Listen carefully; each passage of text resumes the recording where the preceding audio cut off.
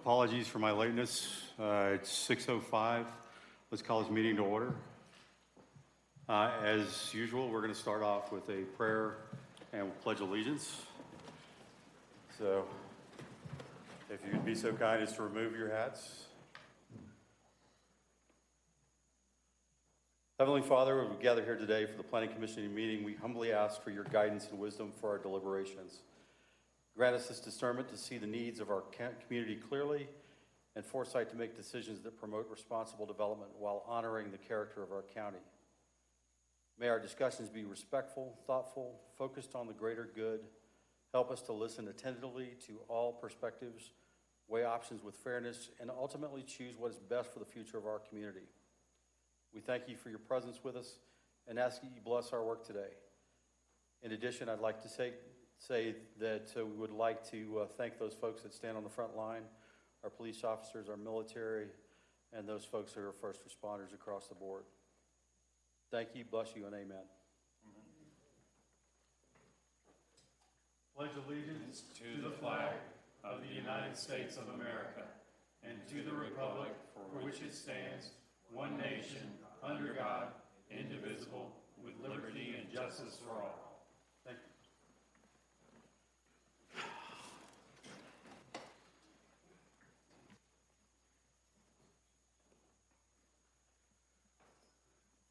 So, with this being a continuance of the meeting from the other night, we will just reopen at the point we left off, which was if you'd like to bring that up, with the special use by review for need my paper today. So Sundance Solar Major 1041 permit and the Sundance special use by review and we left off with a board-only discussion. We were working our way through this, and I'd like for us to go ahead and continue that board-only discussion. And I think, Kyle, we put it... Pardon me, Chair. We have the roll call yet? Oh, please. Roll call. Kevin Kirkwood. Present. Robert Politek. Here. Van Sands. Dee Dee Schott-Grace. Present. John Gresham. Here. Nicole Hunt. Present. Kyle DiNardo. Present. Dan McCallan. Here. Diana Edstrom. Diana Edstrom. Absent. Chairman, you have a quorum. And thank you. Appreciate that. So, as we were saying, we'll go ahead and continue the board-only discussion. And Kyle, you're up. I appreciate it. So I do have a couple questions. One, yesterday you guys were asked if any subsidies were involved. Did you guys, there was no answer. Over the course of 24 hours, did you guys happen to get an answer for that?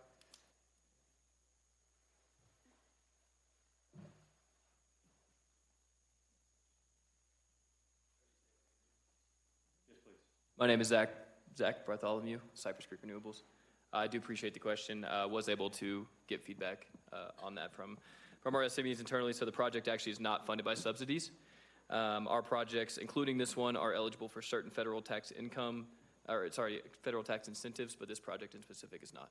So it's fully privately funded?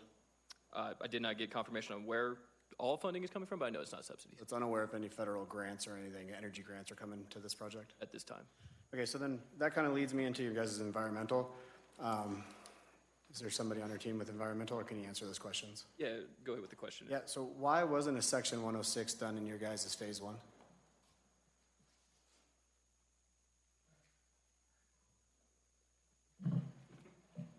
That would be your National Historical Preservation.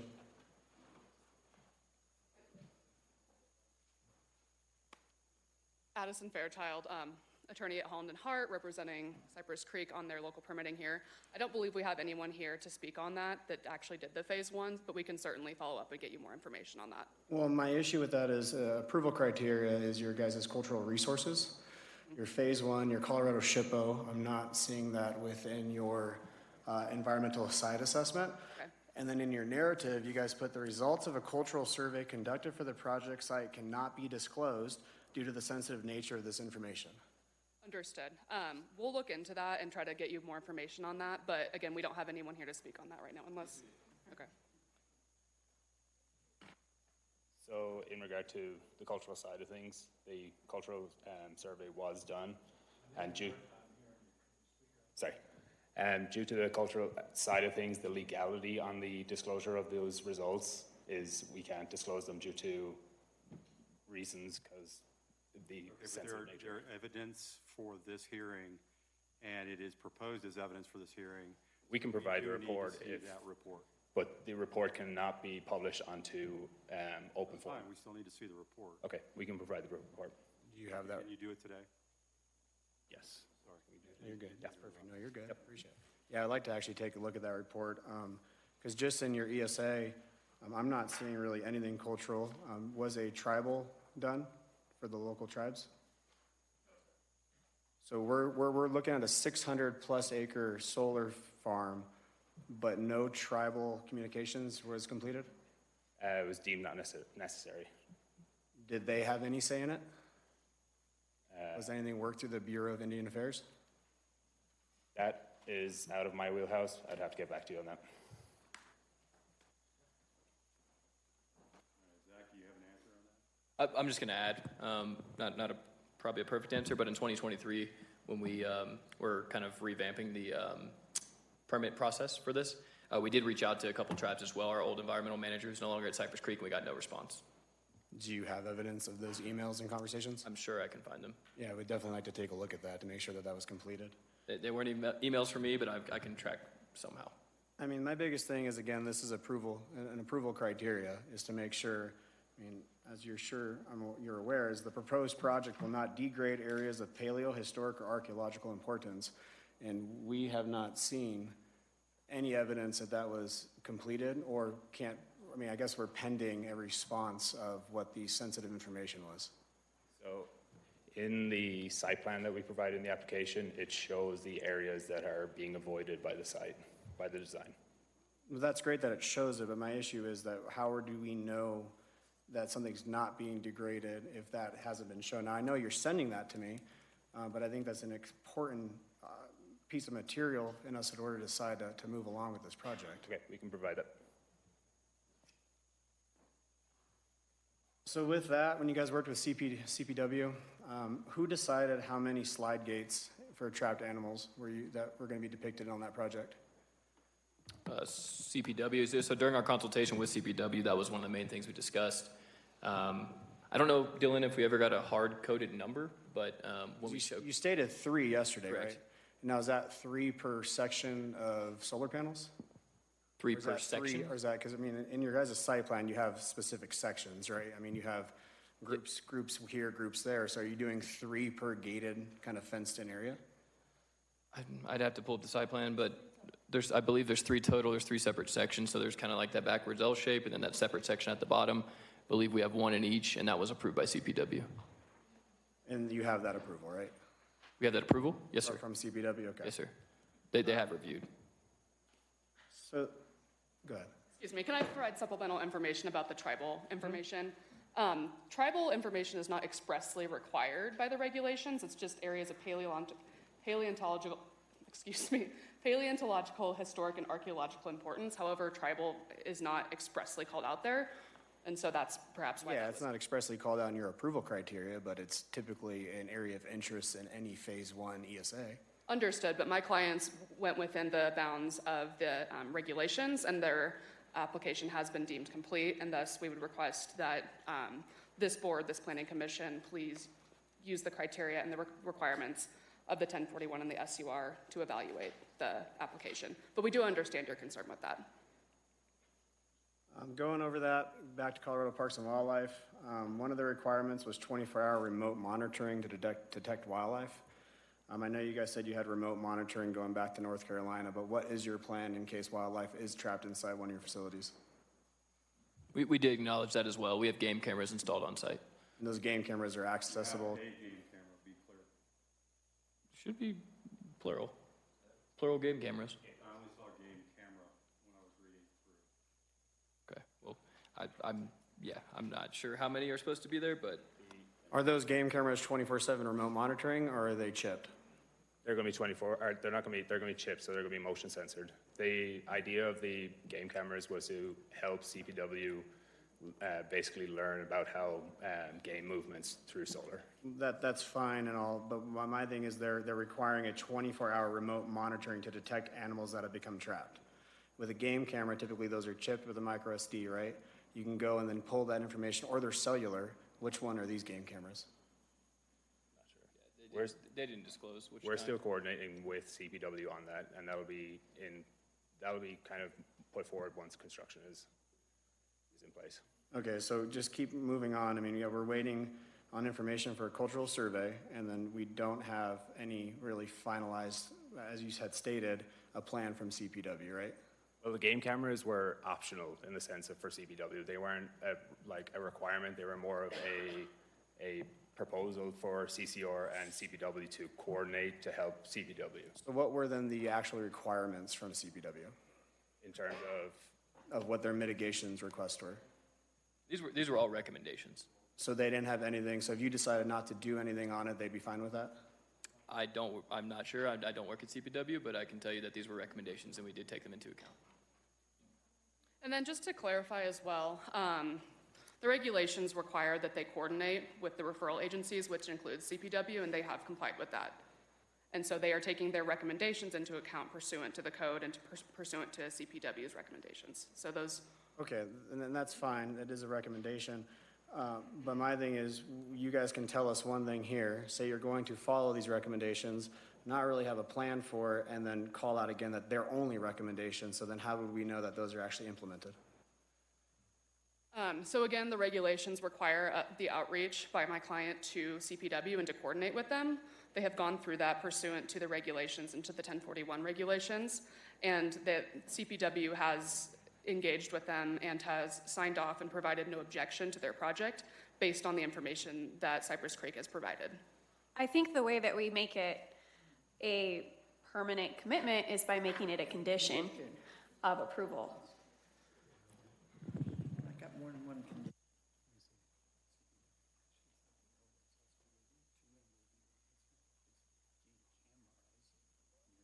I mean, yeah, the letter from CPW states that you guys are placing game cameras for 24/7 monitoring. So it's not a recommendation, right? You guys have agreed to that? Okay. So then we can, while we kind of wait for this cultural survey and information to come along, can you give me a little background on how this site was actually determined? I know multiple times you've stated this is an extremely rural site. However, it borders a very heavily trafficked road within Kiowa. I mean, Kiowa-Bennett is one of probably, a top 10 road within northern Elbert County. I wouldn't call that actually remote, but why was that site actually determined? It's a great question, and I appreciate it. I will back up even more before your question. I don't think anybody on our side of the room over here was at Cypress Creek in 2017 when this project was originated. But what I can tell you for sure is that, the first thing is core substation. Obviously, the setting of where it currently sits is extremely important. It's due to optimization, cost effectiveness. We do have a PPA in place with core, obviously, for this project, so it's ideally spotted. It's going to be powering locally. That's the point of the project. I will also add, I think my comment yesterday might have got taken out of proportion just a little bit on the remoteness, and really what that was intending to talk about was the setbacks that we have performed in accordance with this project. So 1,000 foot from Kiowa-Bennett, 200 foot from property lines in County Road 154, originally 100, then moved to 150, then moved to 200. We are really trying to make sure that is, from feedback in the community actually is really the main reasons we did that, but making sure we can really cause minimal disturbance to folks. Would you comfortably say then that the main reason for that site was in relation to the core substation? Yes. Okay. Yes. I would say that's the main driver, yes, sir. Yeah, I think we just need to be cautious of stating it's extremely rural and really take representation of that is a heavily trafficked highway for Elbert County. Understood. Just kind of going down here, I mean, again, my questions are going to more so relate to the cultural stuff when that comes in, so I will like to ask that later. But your decommissioning bond, it was stated yesterday that you guys, do you already have final numbers for that? I think you, in your presentation, you Yes, sir. did, Yeah. right? We have current numbers, and they'll be updated every 5 years. And it'll be updated every 5 years? Yes, sir. Ooh, I mean, so those are your numbers. What if we condition something 3 times that? Is that agreeable? Well, they're actually not our numbers. They're done by a third-party expert. Okay, again, but the decommissioning bond is going to be under you guys, right? Okay, so is that, would you have any objection to something of an increased amount on that?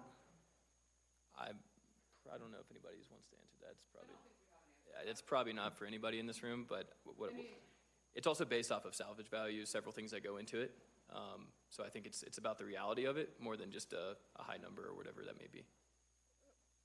How much it truly costs to decommission. Okay, it's really, I mean, the decommissioning bond is there to protect the county. I mean, it's there to, right? So, I mean, I think that number is something that we could refer and not come from, you know, a third-party study on your end.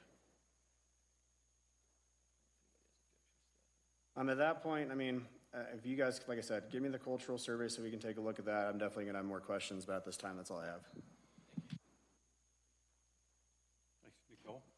Yes, thank you. Thank you, Chair. I wanted to go back to a couple of questions that were presented by the public that were not addressed yesterday. One that's specifically related to a question is, for the land that is currently being proposed for this project, is there any agricultural business happening on it right now? Are there any cattle grazing? Are there any efforts agriculturally? Not to my knowledge. It's previously used for cattle grazing land, but Not currently. I've been out there several times. Okay, because I did hear someone mention, was there discussions at all, at any point, about having these panels raised so that animals could move through the land without having to go around all of the panels? Not for this site specifically. It is not actually a current technology that's very in practice. Using agrovoltaics is how people are referring to it. It's really interesting, and we're actually looking to it in future projects, but those projects are in a few years. Okay. Technology is not quite there. And just to provide some further context from a financing perspective, lenders oftentimes are very concerned about, you know, are the panels going to stay in good shape? And so the fencing in is a requirement of lenders as well, which is why there are passageways for animals to go through and why they've developed the site like that. But that is just, it's not feasible at this point. So the fences that you plan on erecting are really about protecting the paneling, the solar panels themselves? And how does it protect the solar panels? Just keeping animals, hopefully People, keeping animals off of it? yeah, yes, it's just, I mean, like you would, like there's fences around a substation, it's, I mean, the same reasoning.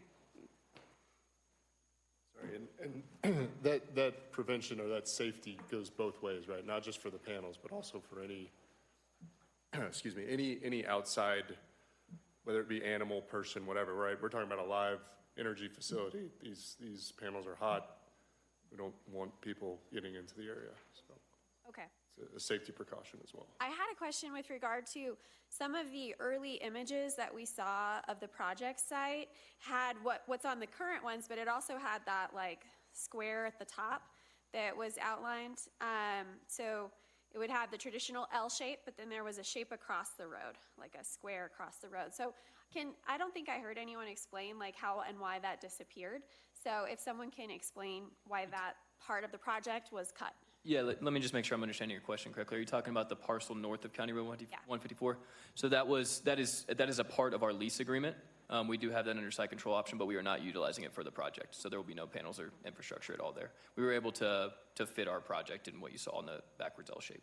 And was that because of some of the feedback you got on the wetlands and environmental things? I'm honestly not entirely sure. Again, wasn't here in 2017 when they started making site plans for the project. I'm sure it's just due to optimization. Maybe our engineer, Annie, would like to speak more on it. Yeah, it's actually a lot better to keep our project all within the same area just for cable wiring, and also it looks a lot better on the road when you're driving past to not have it on both sides. I think I had seen some of the images that were taken probably while your colleague was out there doing a survey of the land, and it seemed like on the north side there were several pictures of bodies of water. That's why I was wondering if it was part of why that was taken out of the project site. There was a lot of discussion during public comment about fire concern, and one of the commenters said, how long is it going to take for fire protection to get to the solar farm? So I want to ask that question to you guys. Is that something that you factored into? If a fire starts, how long will it be before someone's there to fight the fire for you? So if a fire is starting due to if it's starting on our land, we are notified almost immediately. So we're actually going to be notified probably faster than if it was starting on a different land nearby. And then we'll be immediately contacting the fire department. So, And you know how long it's going to take the fire department to get to your site? how do you talk to the?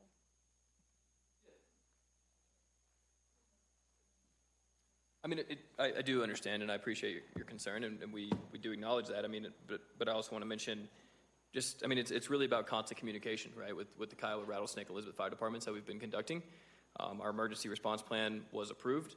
Our Hythium battery emergency response plan, battery specific, was also approved. And so at this point, you know, we are committed to continuing coordination and Sorry, collaboration. I'm asking minutes. Do you know, have you talked with the fire department? Have they said it's going to take us 30 minutes to get there? I haven't asked blatantly how many. So that seems to me something that obviously would be a big concern. It came up in public comment, but that also just seems like something we would want to know. That if a fire started and it was going to take 30 minutes for the fire department to get there, that's a significant spread that could happen in that period of time. Why wasn't that something that you specifically talked about? Because we're pretty much just really focused on our Kiowa Fire Department solar checklist, staying in communication. You know, it was approved, and so that's been our main focus. So in my mind, 30 minutes doesn't sound good.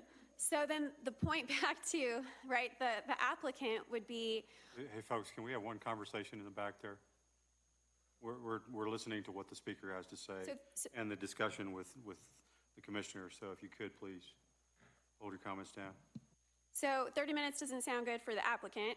So then I would think that the applicant would then want to create some type of we know it's going to take 30 minutes. So here's the water system we're going to have in place on the property that's immediately going to, you know, be deployed, or have some kind of a plan in place to know that you've got 30 minutes to have to deal with a fire on your own. Is that something that the applicant had talked about at all or discussed or has considered?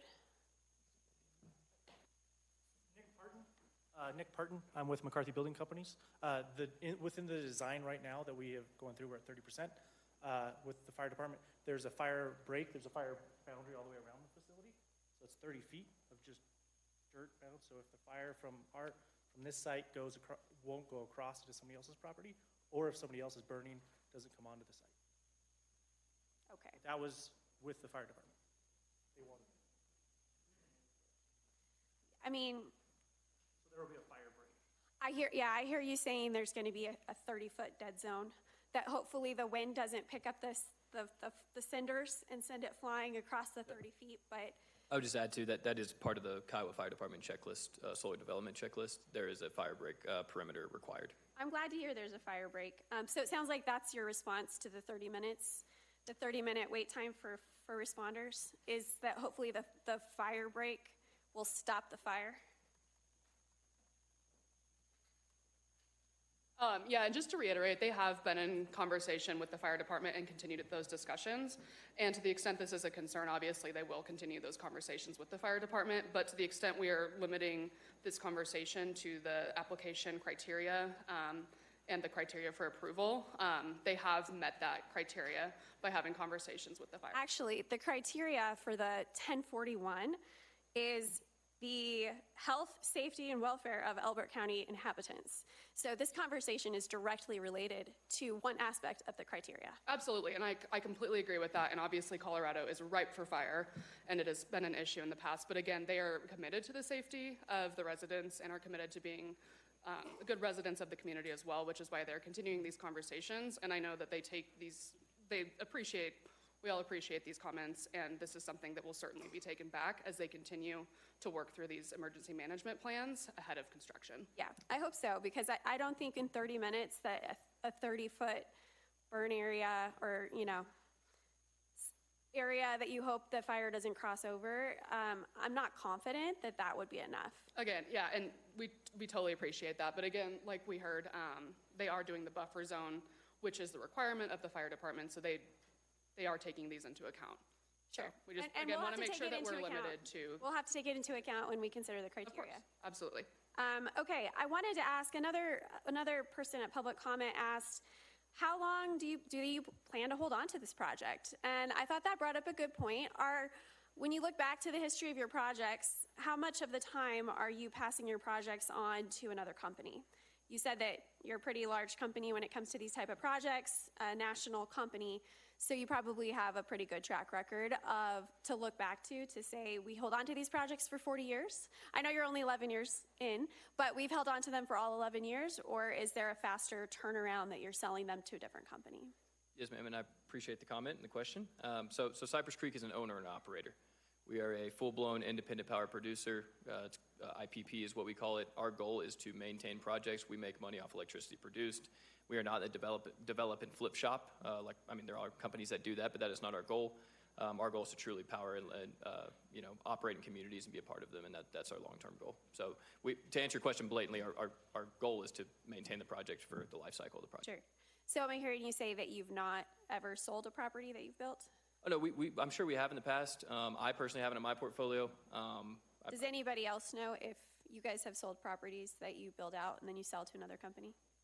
Yeah, that's true. So the DG side of things, which is distributed generation, those blue squares that or the blue circles on there that were much smaller projects, some of those have been sold, but from the transmission scale, it's not our business plan. Yeah, and generally, something like that in a transmission setting would be considered a build transfer agreement, right? So at this stage in the project, we would already know, hey, we're going to build this and then sell it to another entity, right? So that is absolutely not the plan. So they're projects that you start with the intention of passing them off to another? Not that I'm aware of at this company. I am aware Okay. that happens I at see. other companies within the industry.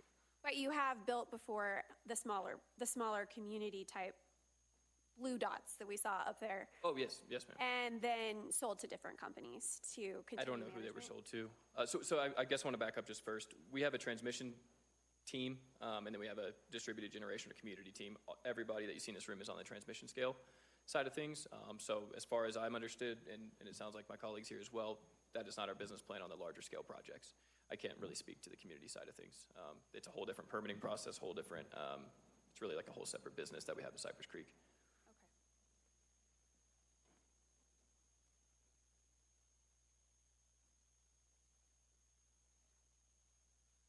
I wanted to ask about, I understand that there's a decommissioning plan that has been put in place, or at least has been prepared for our project. I understand that in your application, you've made it clear through written commitments that you will restore the land when the project ends, but is there some type of legally binding guarantee that will happen, short of us making it a condition of the 1041? Yes, ma'am. The county requires a bond or letter of credit to be in place for the entire life of the project for an amount that the county deems acceptable to fully reclaim the site if necessary. So I understand that the financial security is the bond is one condition that we're talking about. But I'm also talking about like restoration and decommissioning conditions. And I'm wondering whether or not those are things that are like recorded as something that's recorded with the land. So in the event that it's unlikely, they say, that a project like this would get sold to a different company who might assume ownership. But if they were to do that, then anyone who would buy or inherit like this lease that they have would have legal obligations to fulfill the project that's on that land. Yes, and to answer your question, the resolution, including any conditions of approval, are recorded against the land, and that's one of the requirements for each of your regulations, for each of the applications. Okay, so what I hear you saying then is that as it's currently set up, if approved, then the decommissioning plan, in addition to financial security bond, all of that will be recorded as against the land. So if the company were to sell, all of those obligations would run to whoever that purchaser is. That is correct. All right. Every obligation and the way the leases are set up and everything, they can't just get out of it unless the buying party will expressly assume all those obligations. So Again, their business model is not to do that, but yes, it does run with the land. It is an obligation that passes on to buyers. Yeah, and what I want to be clear about is just that that's something that is not just, hey, it's a written commitment in our plan, but it is something that is legally required under the plan and would legally bind any future successor of the property. Yes, and that's only fair. I mean, it would be insane to saddle a county with that. So that's why those regulations are in place, and that's why their business model is that. So. Okay, thank you. I wanted to clarify that under the plan as it is right now, I guess the 1041, if your company were to go bankrupt or to leave, I want to make sure that in the event of bankruptcy or abandonment or default or anything like that, that the county is not liable for any aspect of the project. Obviously, we've talked about the bond being something that they could go to decommission the site, but just could you speak to that, please? Yeah, and this is going to get really boring and nuanced into financing of renewable projects, which is really complex and, again, very boring. It is a condition of the 1041, so. Yeah, and so. It's being asked, and we are. Understood. And. Yes. Yes, so what happens is if they're not going to develop the project unless they finance the project. If Cypress Creek finances the project, the lenders that step in always are required to, there's provisions in their lease and other agreements that expressly allow these lenders to step in and completely fulfill all the obligations of Cypress Creek in the event that they go bankrupt or they're in default under some agreement. I've never seen this happen with Cypress and any of my other clients, but all of the agreements that they're part of, including down to the land, allow the lenders to step in and fulfill their obligations. And the reason for that is these power purchase agreements that they're part of need to stay in place. Energy needs to keep flowing to the grid, and so lenders will be able to step in the event that something bad happens, like a bankruptcy. All right, just wanted to make clear that Elbert County will not be liable for that project. This is a question that we discussed some, but I just want to clarify because of what I saw in the application. Obviously, when we looked and we talked about water, we talked about the water being brought in for this project, specifically the construction side, using a lot of it, maybe not so much on the operation and management side. So it seems to me that the intent in the plan is clear that there's not going to be any wells drilled for this project. But I also saw in, I think it was the response to all of the departments that, and I just want to read it verbatim because to me it makes it sound a little bit less concrete. It says discussions with your contact at CDWR explored the potential use of on-site wells for temporary construction water use. However, the wells are only permitted for irrigation or agriculture use and are not viable for a large-scale commercial construction. And CDWR provided guidance on re-permitting the wells for construction use, but due to project timeline constraints, trucking in water remains the preferred approach. So I'm bringing this up because obviously using language like preferred approach or re-permitting the wells for something other than what they already are permitted for, this language sounds like you're leaving the door open to drill in the future. So I would like some clarity about this. And I would say that, you know, water's very, very near and dear to the folks of Elbert County. I personally would like to see some kind of a binding permit condition that says that you will not use any on-site well water for constructions, operations, or maintenance of the project, unless it's explicitly approved by the county first. So could you just speak to this first and let me know kind of what your thoughts are? Were you trying to keep this door open, or am I reading too much into this language? Great question. Not the goal at all. And we are willing to, if that's a condition of approval, more than willing to agree to that. Not planning to use any on-site wells at all for the project, or even nearby. Okay, thank you. All right, I have another question. This one's about screening. I was a bit confused. I was grateful to hear about kind of maybe why you're doing the screening in the first place or the fencing, But I was confused when I read in the report that the solar panel heights are 12 feet high. Then I heard during your presentation that they could be at their highest point 15 feet high, but then the screens are only 8 feet high.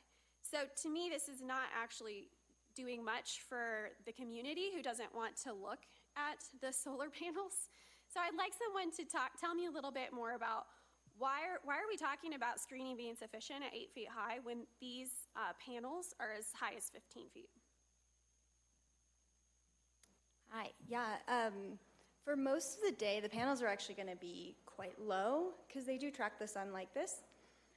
The only time that they're actually going to be, they shouldn't even be to 15 feet high. That is just maximum at a top of a hill kind of thing. In general, they're going to be much, much lower. The panels are only 7 feet, and the regular length is about 3 feet to the middle of the panel.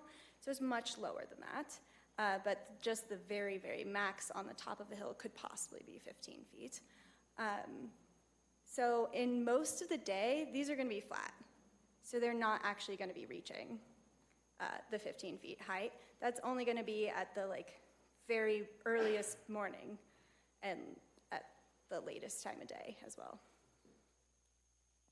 I would also add, kind of to answer your question a little bit more just blatantly, the 8 foot did come from CPW, which we were able to recommend, or which we were able to acknowledge and implement to our site plan. That was the 8 foot was the mark that they gave us. So were they giving that because animals could jump out? I honestly can't. Because presumably if they could jump out, they could jump in at that level too. Yeah, I'm not sure why that number. Yes, to answer your question in short, yes, they gave us that as a recommendation to stop animals from jumping in. But we've got, okay, so I mean, I live out here in the country, and I've seen deer and other animals jump pretty darn high. I don't know about 8 feet, but I'm guessing there's quite a few that could probably jump. Right, and that's that was then on that note, that's when the sliding gates then were implemented for that occurrence that one does jump over. Okay. When it comes to our criteria, I mean, one of the things that we're looking for in our SUR is adequately landscaped, buffered, and screened.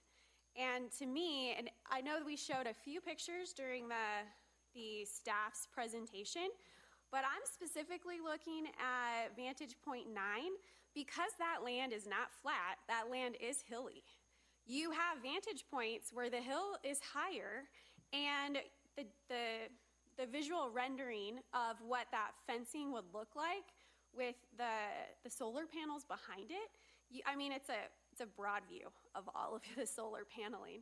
So to me, I think we have to consider how is this going to impact, preserve the rural and pastoral landscape of our county. Looking at an 8-foot fence with a whole bunch of solar panels behind it isn't really getting at what that criteria is, adequately landscape and buffer and screen in order to preserve the rural character of the county. So is there any feedback on what we can do better?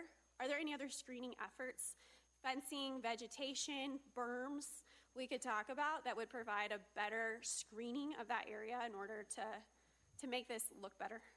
Great question. Appreciate the comment. I will say it kind of all sets. It kind of goes back to setbacks, right? I mean, there's a lot of internal things that are discussed every single day within the construction scope. But for the purpose of this presentation and kind of going through that was the setbacks. The 1,000 foot and the 200 foot are above and beyond what was required. We were able to really commit to those. It's just blatantly saying it's not the norm on a lot of projects. We went above and beyond on the setbacks on this project to really be able to preserve as much as we possibly could. But a setback is not the same thing as a berm or a screen that actually covers your project. Are you saying it is? No, ma'am, I'm not saying it is.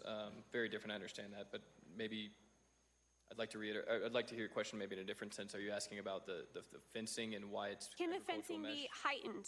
Can we talk about the possibility of berms that completely hide the project but still allow you to collect sun, but it doesn't impact neighbors so much, the community as much? Having 600 acres of solar panels is a lot to look at. Understood. I think I understand your question now. I'm honestly, it's probably very detailed in the construction scope if the fence can be raised at this point, this late in the project game. And again, I would just revert back to all agencies have approved our site design and plan. Right, but I would refer back to the fact that it's part of our criteria for a special use review project, that we have to decide, or at least recommend to the Planning Commission, is this meeting the criteria of our county? And we might say that, well, it was good enough for Colorado Parks and Wildlife, 8 feet's not good enough for Elbert County.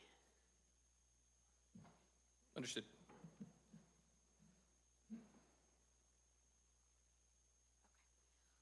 This is my last question, and it's probably more for you, Zach. I wanted to say that I appreciated looking at how it seems like the company is interested in community partnership, which I do like. Yes, ma'am. I was encouraged by the fact that it looked like you guys have so far given around, or have committed to give around $50,000 to the community into different types of programs. I wanted to ask, have there been discussions about potentially entering into a community benefit agreement for the life of the project with the county? Has not been discussed.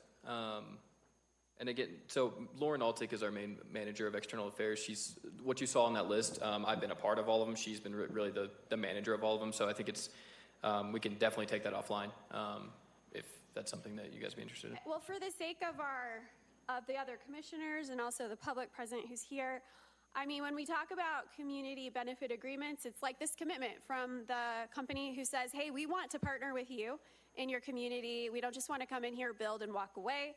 We want to stay committed to your community. And in those cases, developers might agree to commit a certain amount of money annually to a fund, like a community benefit fund that can be administered through the county and a committee review board, where a certain amount, let's say you guys have already given $50,000. What if you committed to giving $50,000 a year to this community benefit fund through the life of the project, and those funds, are divvied out through a community review board, where you come back each year, you give a report on how you've given. I mean, if I do the math, $50,000 a year for 40 years is about $2 million. They could go to scholarships and other things like that, and I think would go a long way to demonstrate your commitment to the community. Totally understood, and fantastic point. I mean, a couple points I'd like to make is, again, and it's a saying, but it's about as true as you can be, and this is not just in Elbert County. I own the Colorado market. We do this in a lot of other counties. Cypress Creek, our mission statement is to be a good neighbor. That is our promise. That's not something we take lightly. Just wanted to point that out. And then kind of to the second part, it's not exactly what you're asking, but I think a lot of those benefits come from the cumulative tax revenue. So you mentioned scholarships, right? The cumulative tax revenue is estimated over $3 million just to local school districts. But even broader than that, not just revenue from taxes, we have a certain budget, right, for the project, for community engagement and things of that nature, and we are allocating it the ways that we see best fit, and that's according to the feedback we've gotten from communities. And so that scholarship program is going on. I'll be back here in just a couple weeks to present again. I'm not sure what high school it's at yet. I haven't gotten the application or reviewed them myself, but it's always ongoing. This is not meant to be once we leave here today or tonight, that we won't be continuing that. It is a part of a long-term investment. And not to steal your thunder, but also I'd like to point out that counties typically handle community agreements differently. I mean, that's sometimes a requirement of counties. Your county, Elbert County specifically, has that 2% construction cost fee that is associated with solar and wind projects, which is not an insignificant amount of money. So that is, I mean, that kind of functions in that manner. And so again, kind of, I hate to belabor the point, but they have complied with all material, they've complied with the regulations. They have been deemed, their application has been deemed complete. So again, we totally understand, and they will continue to be good neighbors. I know they will, but again, would like to press on the fact that they have provided evidence of everything required in your regulations. Yeah, I mean, talking about a community benefit fund is really about asking, are you really committed to being a community member with us for the next 40 years? Because that's the length of the lifetime of your project. And what I'm talking about isn't, hey, are you willing to donate here and there?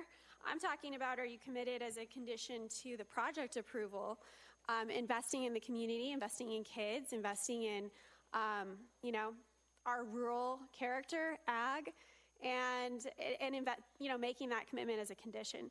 So anyway, I don't think I have any other questions. I just would encourage, whether it's the folks sitting here at this table, county staff, the Board of County Commissioners, to consider that these are all conditions that can be put upon this project as a means for moving forward if we decide that the criteria has been met. Thank you. Thanks, Nicole. Appreciate that. Dee Dee. Okay. I don't have much. I think my compadres here have really been very thorough and have hit a lot on some of the things that I did have. But I do have a couple of things I'd like to ask. I'd like to ask one question of Core Electric. I'd like to know, as a condition, or just because this particular solar, I don't know what to call it, is a ranch, farm, whatever it is, facility? Remember, be careful, words have meanings. Yeah, they do. So, does CORE have any anticipation of upgrading that facility, that substation at all? Not at this time. The part of the criteria or the selection that was done in 2015, 2016, 2017, including ensuring that that substation and the power lines out of it can carry what this facility will produce. So those are already in what was built in 2018, expecting this to come along. Okay, and that's still maintained, is that correct? Yes. Okay, well, that's the only question I had for you, I'm sorry. I had another observation that, one that we were given in a packet when we came in yesterday, which has been, I don't know, it has been stated that that is not appropriate, that we cannot accept things the day of. Pardon? Or anything, so I think it was a little out of our normal stance that we did get an extra packet. But I mean, there are things in it that were really good to see, but one of the things on this whatever this lease agreement, I guess is what it is, I'm just really curious as to why on the last page it says here that, I think the signature on this page is not listed as who it is. I mean, it states that it's Linda that signed it, and it's clearly not her that signed this. So I'm just kind of wondering, maybe staff knows, I don't know.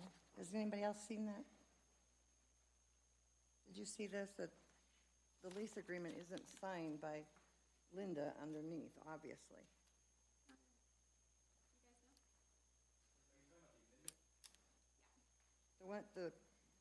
What we got last night. The 8th Amendment. Yes. I'll be honest, I haven't read it, but the signatory on that is there's going to be a covenant in there that says that they are authorized to sign on behalf of the entity or person, the landowner's authorized to sign the agreement. I haven't seen the signature. I don't know if it's. Sorry. I just pulled it up, so sorry, I was just pulling that up. Yeah, that's okay. No worries. So our lease agreement is with Dave and Linda Eman, and so that signature is Dave, who is an authorized signatory. Okay, but that's not what the name below it states, correct? Linda Eman as general partner. I don't know, that's too legal for me, but are they allowed to, if it's a Did you see that? I mean, so I don't know how you feel about that.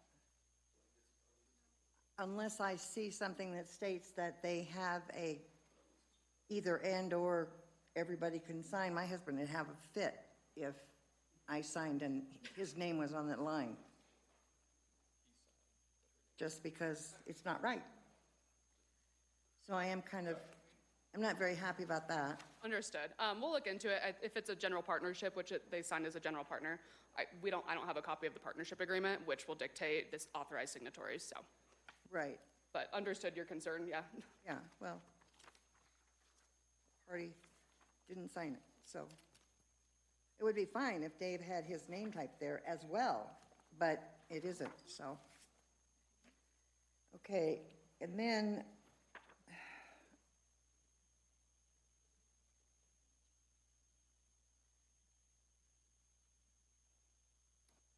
I have, I had your name and now I don't remember what it is. The gentleman in the second row, what is your name? I'm sorry. Dylan? Oh, great name. My grandson's name's Dylan. You're going to be in charge of the hands-on, or is McMurray actually doing it? But I guess between the two of you, we are stated that we do not have much comings and goings from this property once the plant is totally operational.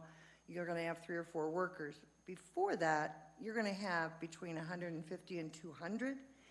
And I would like to know the traffic mitigation that is going to take place while this construction is going on. I'm going to tell you that, I don't know if all of them are still here tonight, but the people who live on the Kiowa Bennett Road, I go out to my vet, to Miss Durant's, on a regular basis. I'm taking my life in my hands every single solitary time we pull out of that driveway, and I am not exaggerating.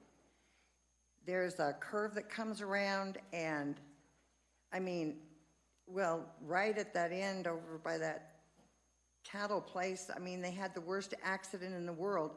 And talk about people getting out there. The vet was handling the EMT stuff because it was 45 minutes before anyone got out there, and it was horrible. There was, I guess, cattle everywhere. It was awful. So I'm just trying to say there needs to be some sort of plan, and I'm not seeing it.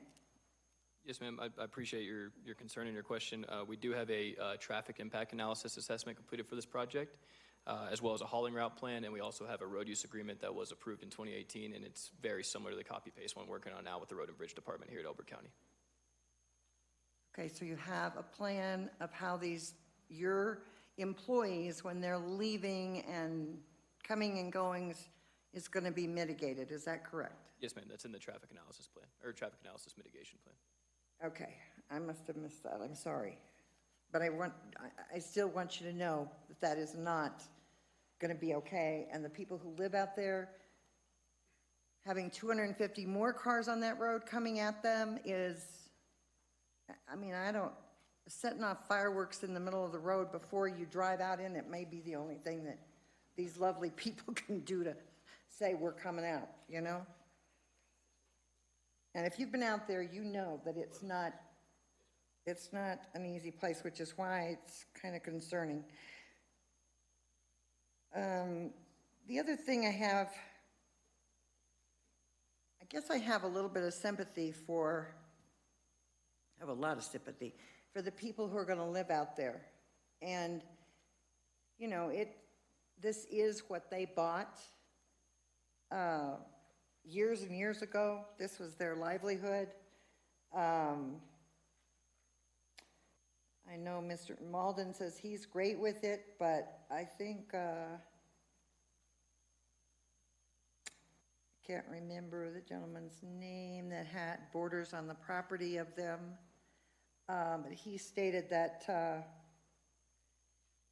his property borders on this property, so something that he's 76 and he bought with the idea that this was going to be his nest egg. And all the building that we're approving right now for all those houses out there to go out there, it is going to impact those people. I mean, you can say whatever we want to say. We all know it's true. has anybody, but the point I want to make is that his property literally touches this property, which makes it even more of a deterrent for anyone to purchase his properties. So has any mitigation been discussed or talked to with him about the impact that it's going to have on him? Specifically, the ones across the street. Who are you referring to exactly? I'm sorry. Well, he's right there, sitting in the baseball cap. Oh, Larry. Yes, Larry Willard. Yes. Is an awesome person. We have had coffee. We have made ourselves, when I say we, Lauren and myself in particular, that make most of the county visits, community engagement-wise, landowner relationship-wise, have been readily available. We did conduct 2 community meetings in person. One was required, and one was just to make sure folks had an ample amount of opportunity to speak. And then even broader than that, I just continue to mention that these setbacks are above and beyond what was required. A lot of that was from feedback from the community. I actually had I thought a great conversation with Mr. Willard at his house with Lauren and myself. Really welcomed us in, and that was really appreciated. We were able to get some feedback, and that was great. We really, at that point, pretty firmly after, we made our firm commitment on the setbacks. I will also just add that it's not just the Willards, it's the entire community has had really good feedback throughout our community meeting process. I would also note that the project has been cited in accordance with county zoning, and we are doing the absolute best we can. I don't know if Addison, if you have anything else to add to that, but okay.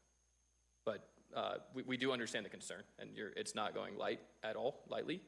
I have a place for that as well in my heart. I mean, it's important, but we are doing the absolute best we can.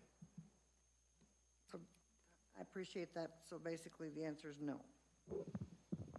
So, okay, let me think here for a second. I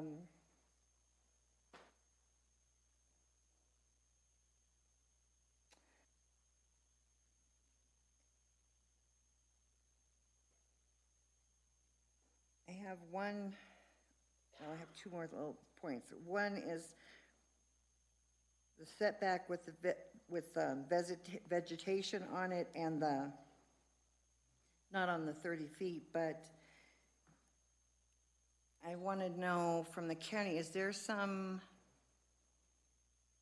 they have stated that they have this vegetation stuff, but we know of other places that have been charged with putting, like you're saying, berms or blinds up in order so that it looks nicer, and you go past Burnco, and so they've been told more than once to do that. They don't take care of their stuff. They got mud watering down on other properties. Nobody cares. They leave it alone. Other people in the community are upset about it. What kind of a contract, or what kind of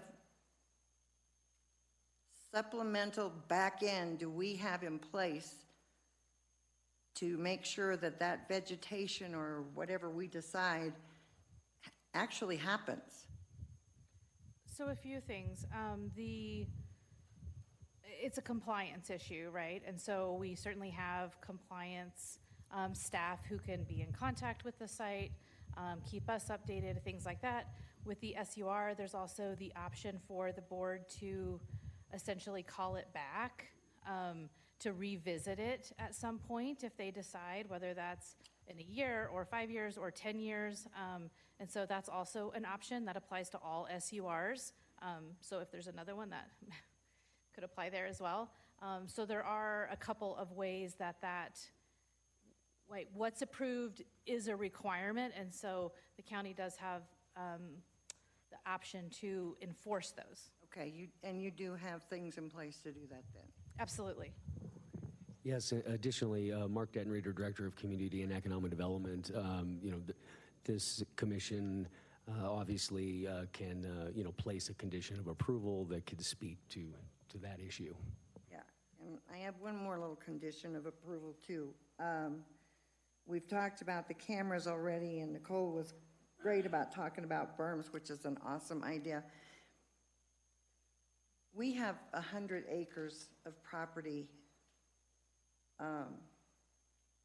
in a very secluded area in the mountains, and we have cameras up there, but I can't tell you. Well, currently, right this minute, I just was told tonight that there's 20 feet of snow, literally measured, 20 feet of snow. So nobody can get up there to fix it, but the camera is not working. One of the cameras is not working, and we have more than one up there. So I am concerned about the fire, the mitigations of that. I am concerned about cameras not working and not being addressed, because we all know how that happens. We get cameras, we put them in, and then, oh, it's out for 3 or 4 days, 5 days, weeks, months. Nobody really recognizes it. Nobody really knows. And so I really feel like it needs to be a condition that those cameras are, that there has to be some sort of monitorization of them, even if the fire department could monitor them. I know that they have the capabilities to do that. So I think that would allay a lot of fears for a lot of people. This is a new kind of thing. A lot of us out here are old school.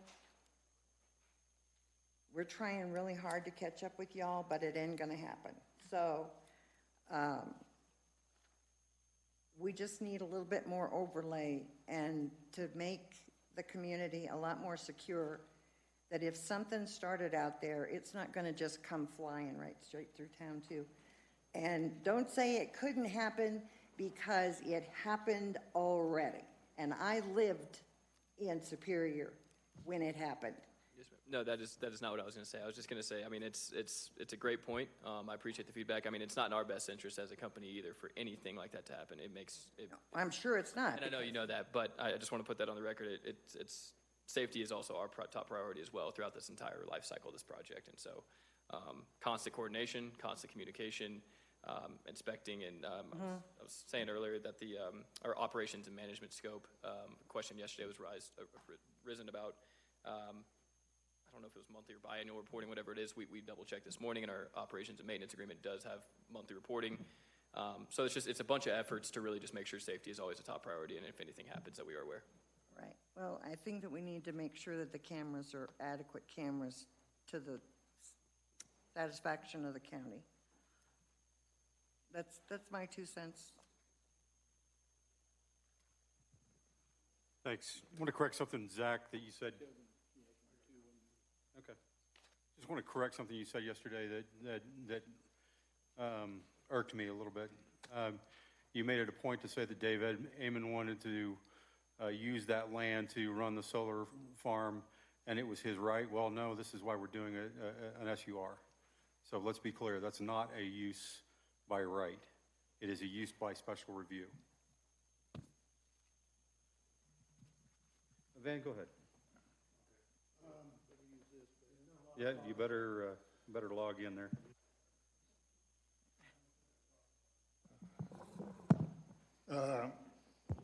There's been some discussion about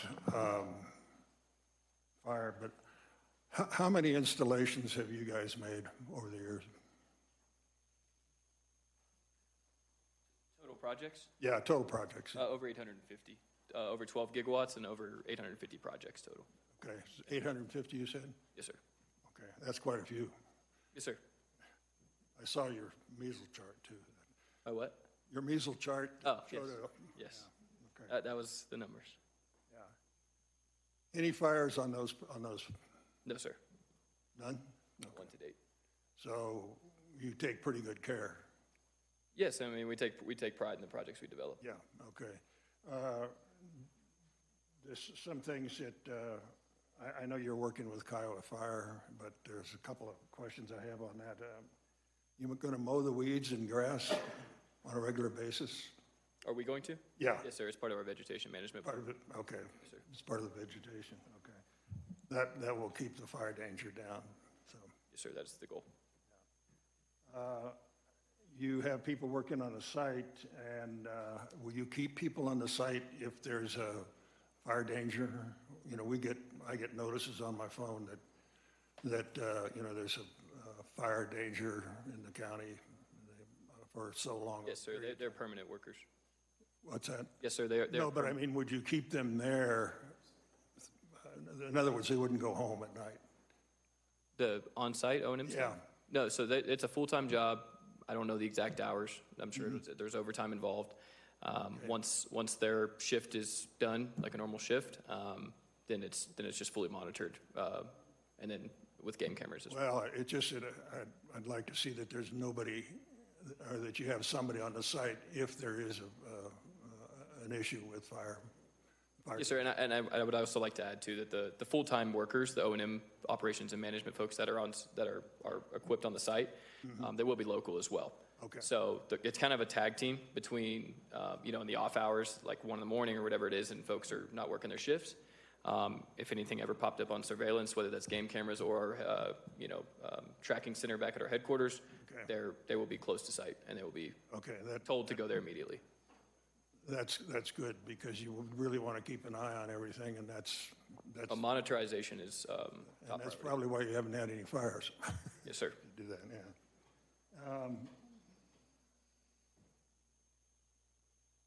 The batteries, yeah. What type of batteries are these that you're going to be putting in there? What is the makeup? Is that what you're asking? Yeah, I mean, are they like the Tesla batteries, or they what? These are not like Tesla batteries. These are lithium iron phosphate batteries. They are very different in just makeup to Tesla batteries, which are nickel manganese cobalt batteries. Okay.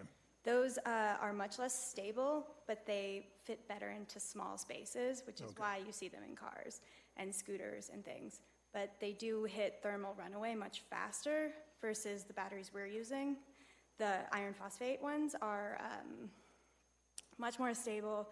It takes a lot more for them to hit thermal runaway. I can go into the actual specific batteries if you want. That's fine, yeah, just as long as you've got something that doesn't burn up real quick. Thank you. Thanks. Go ahead, Dan. Now, this is a follow-up to a question that I asked you twice last night. Were you able to determine what country of origin the panels are coming from, and are they subject to a tariff based upon the recent tariff activities? These are coming from Vietnam. We have confirmed that. Yeah, and as far as tariffs go, we're obviously well aware of the volatility of tariffs at the time, right? We've been accounting for that. We have multiple measures in place to mitigate any financial impacts on our project. So yes, sir, we have been anticipating and ensuring that we're going to. What do you mean that you have something in place to mitigate it? I mean, if a tariff, impacts the cost of the panels by 70 or 80%, that's a significant number. And I'm not saying that's the number, because the numbers seem like they're pretty dynamic in terms of ebb and flow. But the potential impact could be significant. Are you saying it will not affect moving forward with this project, and it will not affect the economics and the agreements that you have in place with CORE? Yes, sir, correct. We've already contemplated the financial impacts of tariffs. Okay, yeah. Just one other observation. I think it would be, this is a very technical, discussion for us, and, old school or not. I think it would have been very helpful had you had more visuals that you could have brought, and shared with us. Some videos that you could have been, easily, projected on the screen, or even small prototypes that show, how these panels operate, how they rotate. I mean, you appear to be a very sophisticated company, and the visuals and the kind of the educational process to us, I think has fallen short of what I think it could be. Yes, sir. No, appreciate the feedback. That's invaluable. So thank you very much. Yeah, I think that's a great point. And just so folks know, I mean, after this, we have visuals. I'm more than willing to send that to folks. I will add, and I kind of hit on it a little bit earlier yesterday, a lot of projects are different. A lot of setbacks are different. A lot of environmental constraints are different. So some projects look different. The panels, for the most part, right, a Blake panel looks similar in a lot of projects, but just kind of layouts and things of that nature could be different. Fence types could be different. But more than happy to send that afterwards. Thank you. Any other questions before I jump in? I just have a couple simple questions. Addison, we'll start with you. Can you describe the relationship between Sundance, Cypress, and Dave Eman? Yeah. In legal terms, please. In legal terms, okay, I didn't know. You did tell me I was being put on the spot, so.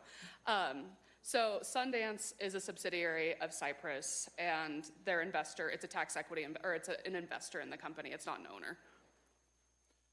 Okay, so that's the private equity element that we were talking about earlier? Yeah, so they don't own the company per se. They just inject money into the company to assist them in developing projects. Well, they don't do it out of the goodness of their heart, right? So they're looking for some level of return on their investment. And so as they're pounding down that path, giving them money, they're like Mr. Wonderful. They're going to want gasoline poured on their money to make it expand that much faster. So how is it that they're going to accomplish that through this? I can't speak to their finances. Well, that's part of the whole idea around the permit for the major 1041 is to show the finances and to understand the finances. I didn't see a financial plan in this anywhere. Understood. I know the financial plans are very confidential. I don't know whether... Again, don't care. It is a use or a condition of the major 1041 is to show that financial and show the stability of the company. Now, I understand they're probably stable, but I want to see proof of that. I want to see some evidence that basically suggests that they're not going to dry up and blow away tomorrow. And they're probably not if they're, Understood. In that PE kind of relationship. They're always looking for ways to invest and find other fundamentals. But you didn't explain the relationship with Eamon. With the landowner? Yeah, is he part owner? Is he, I know he's leasing, is he? Okay, I understand. Is he some kind of, does he have any kind of fiduciary responsibilities with either Cypress or Sundance? So they are party to a lease with Sundance. Each party has obligations to one another. And so as far as fiduciary duties, no, but he will have, part of the lease agreements always include covenants to, not dispose of hazardous materials, say, on the land and things like that. So while it's not a fiduciary duty, they do have obligations to comply with the lease. So he's not been elevated to any level of board or anything along those lines? I can't for speak to either that, Cypress or Sundance? No, sir. Okay, thank you. Appreciate that. And that brings me to my question for Mark, or a question for Mark. There's actually two of them. The first one is, I know that Dave was running for the board for CORE, and he withdrew. Is it because of this plan, or is it some other reason for withdrawal? You don't have to tell me what it is. Just is there any kind of linkage between this project and that withdrawal? I believe that there may be a perception that there was an issue or a potential conflict of interest. He did not need to step down in order for this project to move forward or for him to be on the board. He would just have to recuse himself for any condition associated with this project. That is correct, and our legal team advised him of that. His decision was to withdraw. So now we get a marketing person instead of somebody that actually ran businesses?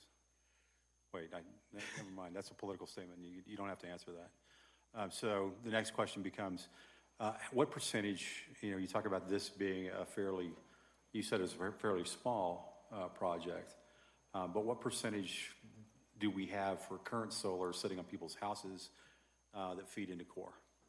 Currently, we are running about 60 megawatts of rooftop solar, so a little bit smaller than this as a whole across all 5,000 square miles.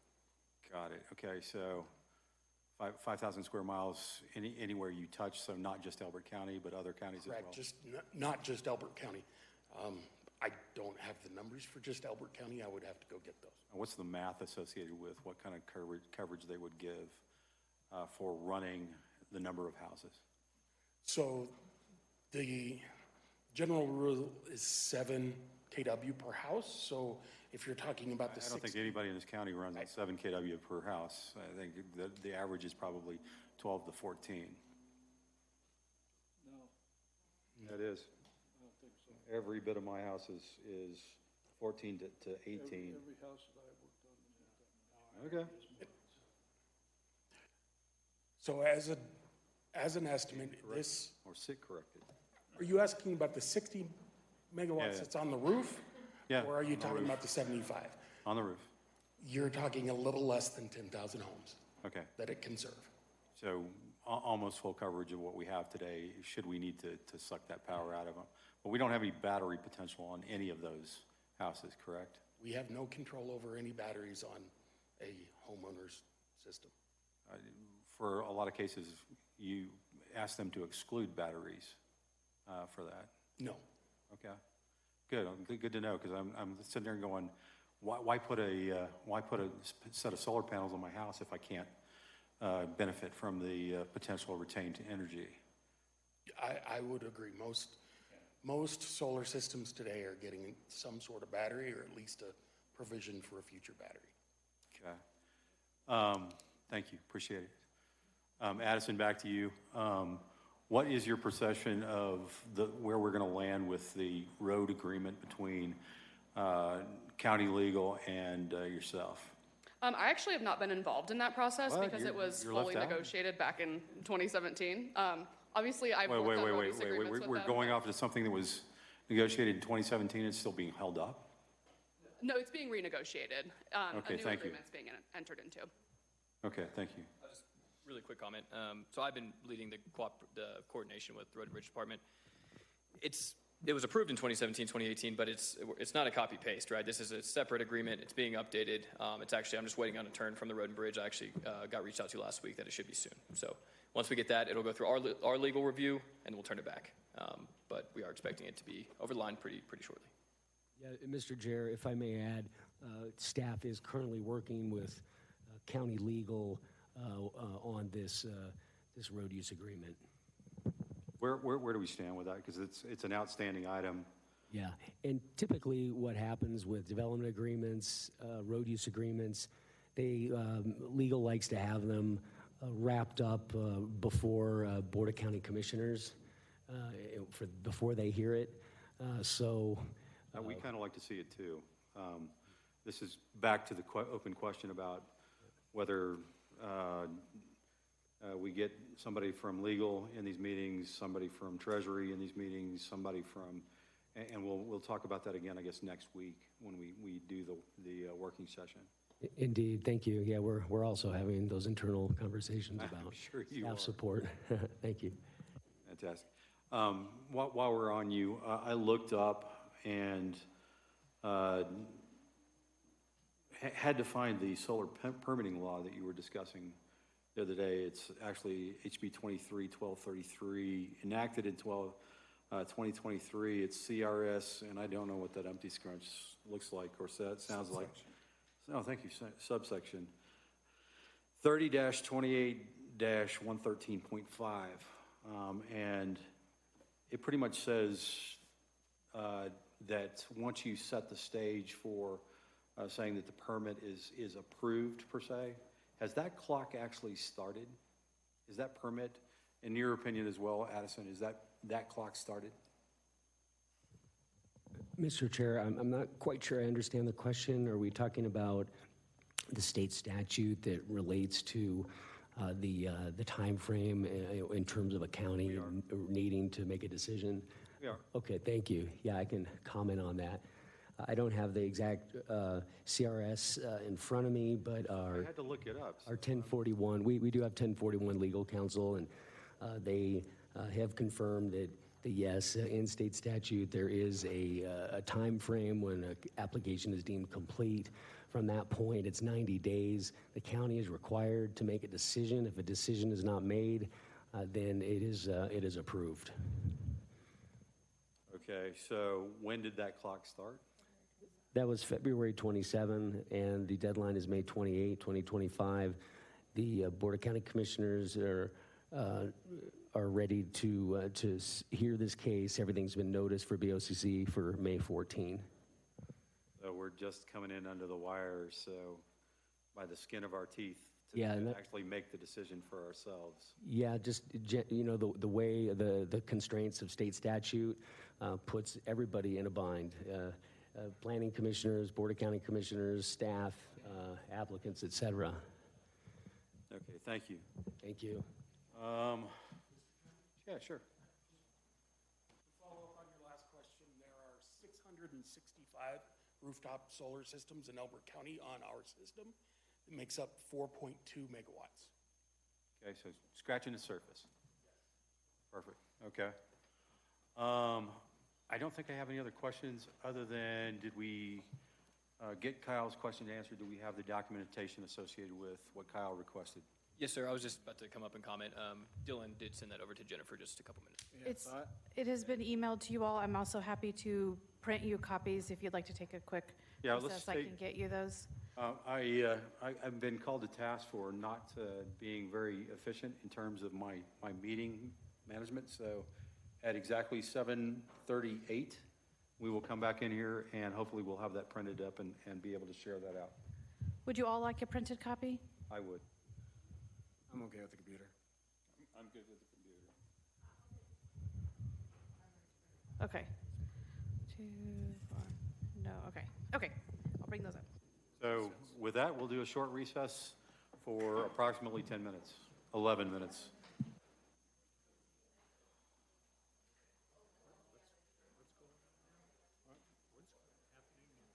She's going to, there was a document.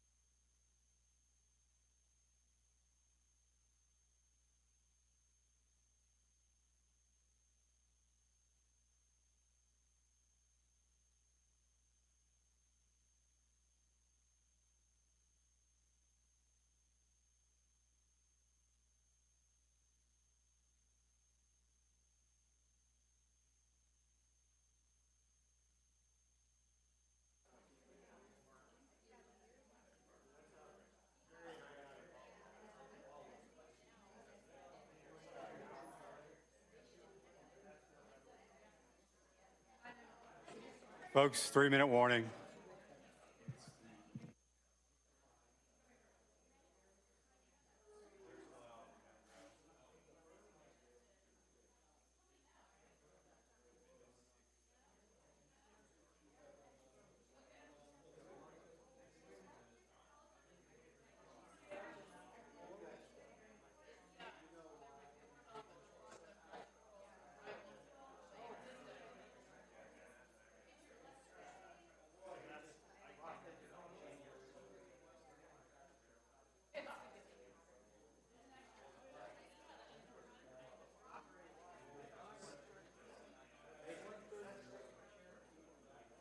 The meeting will be reconvening in just a moment. If we could quiet down the room, please. Thank you.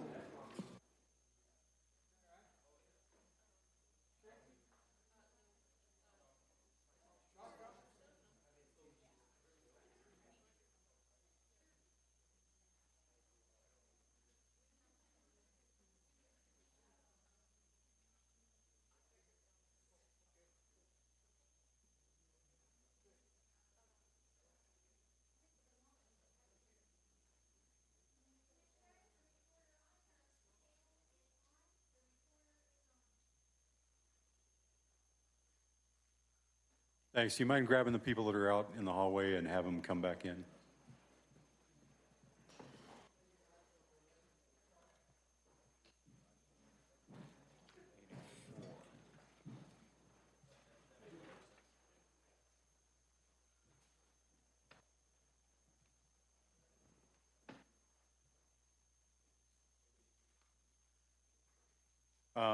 I'd like to bring up a couple points before we actually jump into this report. I missed something a minute ago. A couple of things that bother me. One, you talk about Vietnam and the fallback to Thailand. Both of those are very strong trading partners with the folks in China. I think if you look at the ownership of Cyprus, and our friend here pulled this up, it is pretty much a Sino company at some levels.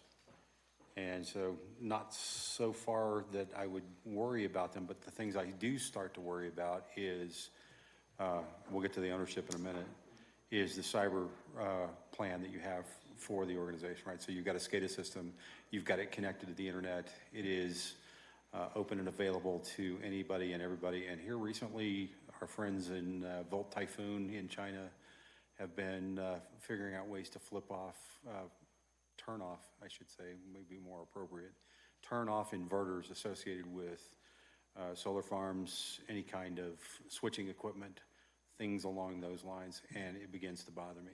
So what is y'all's cyber plan? And I know it's not a requirement for the county, but it probably will be fairly shortly. Yes, sir. Yeah, so those requirements are defined by, I think, both NERC and FERC, but those are federal. So you're NERC SIP qualified? Yes, sir. We are required to meet all of those. Do we have that documentation at hand? Can we look at your NERC SIP certification? I mean, I'm sure we can find something on another project where we're NERC SIP, where we're meeting all their requirements. I'm not sure if it's a certification, but they have a list of design parameters that you have to implement. Right. But it's great that you have the design parameters. It is also very important to be certified, right? So you're adding to our power grid, or connecting to our power grid, you become a failure point for our power grid. So NERC SIP does play into it, and Mark's probably going, I know what he's talking about. So, and he's hiding. Okay, yeah. Great. Yeah, yes, sir. Yeah, totally understand. Like I said, all of our design meets all the NERC and FERC requirements that are applicable to the project. So you're not afraid to tell me that you've got a good OT cybersecurity plan that's keeping you safe at night, and you don't have a CISO somewhere that's gonna scream, jump up and down every time you bring something new on. Yes, sir. And I'm a CISO, by the way, so that's one of the things I'm worried about. Yes, sir. Yeah, we are confident in our IT/OT framework and all of our requirements. So if you're not certified, I would like to see how you're meeting those requirements. It doesn't have to be today, but does need to be something that needs to happen soon. Yes, sir. Yeah, like I said, if there's a FERC SIP certification that's applicable to the project, I can guaranteed. And there would be, because we are connecting directly to our power grid, so. Yes, sir. Go ahead, you had a question or comment? Are you just, you're just waving? It has to be to give the power to the line, no matter what, we have to put that through the plan, go through the planning zone, and go to New York and get that approval to do that. So we have to make that happen, or the power can't go anywhere. Okay, so it should be easy to show. Very. Okay? Yeah, just to follow up on that, they will be required to be registered as a generator owner and a generator operator under NERC and FERC. Core is currently registered as a transmission owner, transmission operator. So we both have our own NERC SIP requirements. We were audited by WEC last fall and passed with flying. So you're not due until next year then? What's that? You're not due to recert until next year? 3 years. Every 3 years we'll get. Okay. Cool. 27. Okay, perfect. Do you want to talk about Temasek? Because I'm sure Addison's ready to jump up and talk. So I was just going to say, one of the things I did was, work backwards with your recent acquisition of the company by a set of partners. Temasek and HPS Investments. Can you give a brief description of when that happened, and the base of that ownership, is that domestic or international?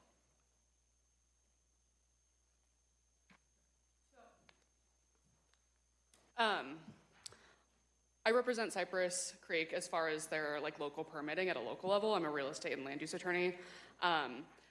I don't believe anyone in this group is familiar with or has the knowledge to give any sort of answer as to mergers, acquisitions, any of that sort of information. So we don't have an answer to that here today.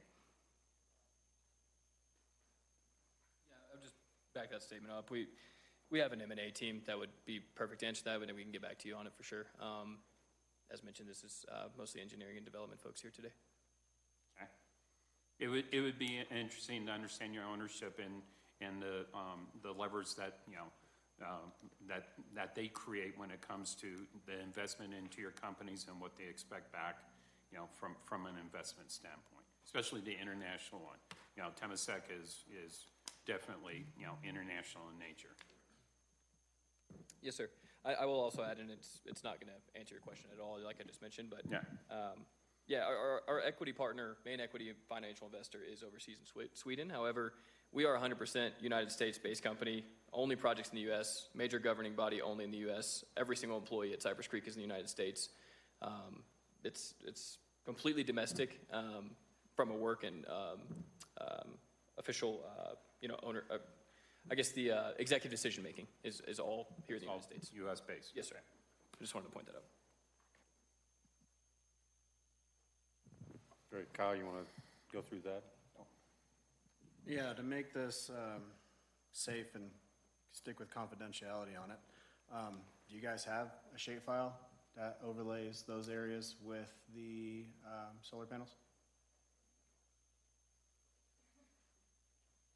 We do, yes. May I see that?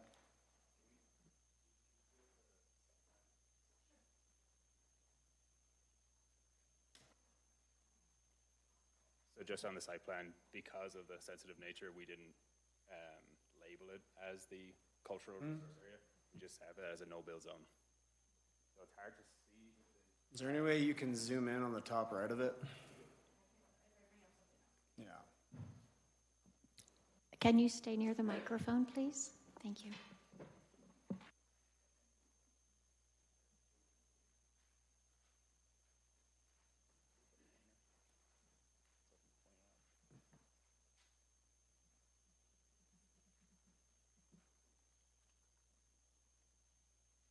So it's very hard. It's hard to see with these. Just keep going, just a little bit more, Jennifer. Oh, yeah, that's actually okay. These yellow with the no-build area, that is the sensitive ineligible sites to build on for the cultural resource survey. That's incorrect. Yeah. I'm just letting you know. I mean, you're more than welcome to come over here. I'm not going to share sites. Right. But what you guys have, that's incorrect.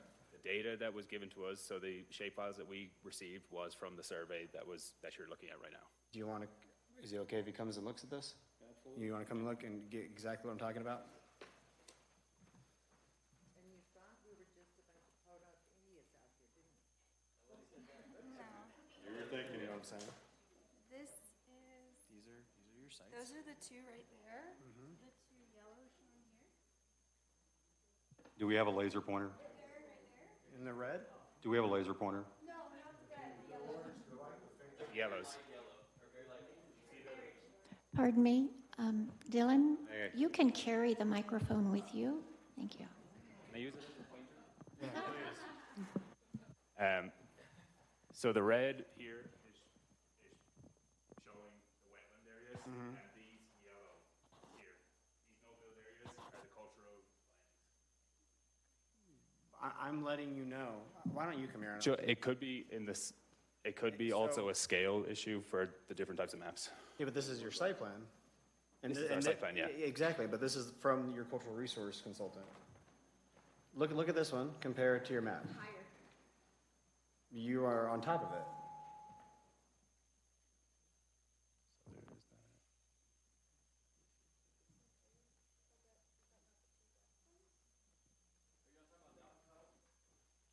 I am talking about that one. It looks confidential as possible. similar. I'm just letting you know It's okay. you're on it, and you're within the buffer. So Per those your are site 30, plan. those are each site, so that it's hard to see obviously because of the scale, but each of those have a 30-foot buffer. And from this data that's on our site plan, that was the data given to us by Metcalf, who was the one who did the cultural surveys. But it's different than what Metcalf put in your cultural survey. I understand it could be in the GIS and there could be a misshape on it, but what I'm looking at is Metcalf's cultural survey. This one in particular, this one's close, but this one in particular, you are built on. I'm a little confused, to be honest, because I'm just looking at both, and I don't see what the same thing you're seeing. I'm not trying to be rude, but No, you're okay. Is the black line the fence? So is this black line the fence? yes, sir. Yeah, the yellow there, black here, yes, sir. So would that be approximately, it's at about 45-degree angle up and away It's above the fence? Yeah, the red row, yeah, it was overlaid as well. blue rows are sitting on there, and then whatever the red dash line. Microphones, please. I'm having trouble hearing you for the minutes. I understand, and I get you guys are saying it's been overlaid, but within your cultural survey provided by your third-party consultant, within their survey map, which I'm sure he made this via GIS, correct? You're built on it. The only thing I can say to this is the maps that you're looking at are completely different scale. So I understand that in the sense of the scale of this, it's going to look like a much larger distance. In comparison, we can't see what the scale is for this map, but in terms, I'm a GIS specialist as well, so it comes down to that the scale, it could look a lot more squished in terms of the maps that you have in the report to the site plan. So on your site plan, you don't know what scale that is? Well, it says it on the scale, or on the map once we zoom out. Can you zoom out so I can see what the scale is?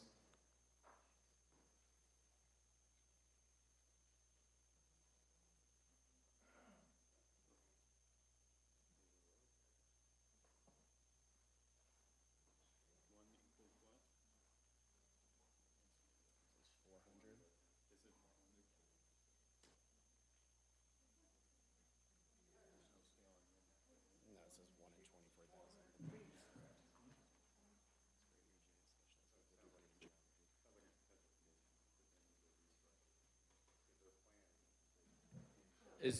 Is your scale showing the same, Kyle? No, my scale shows 1 in 24,000, which would be Oh. incorrect.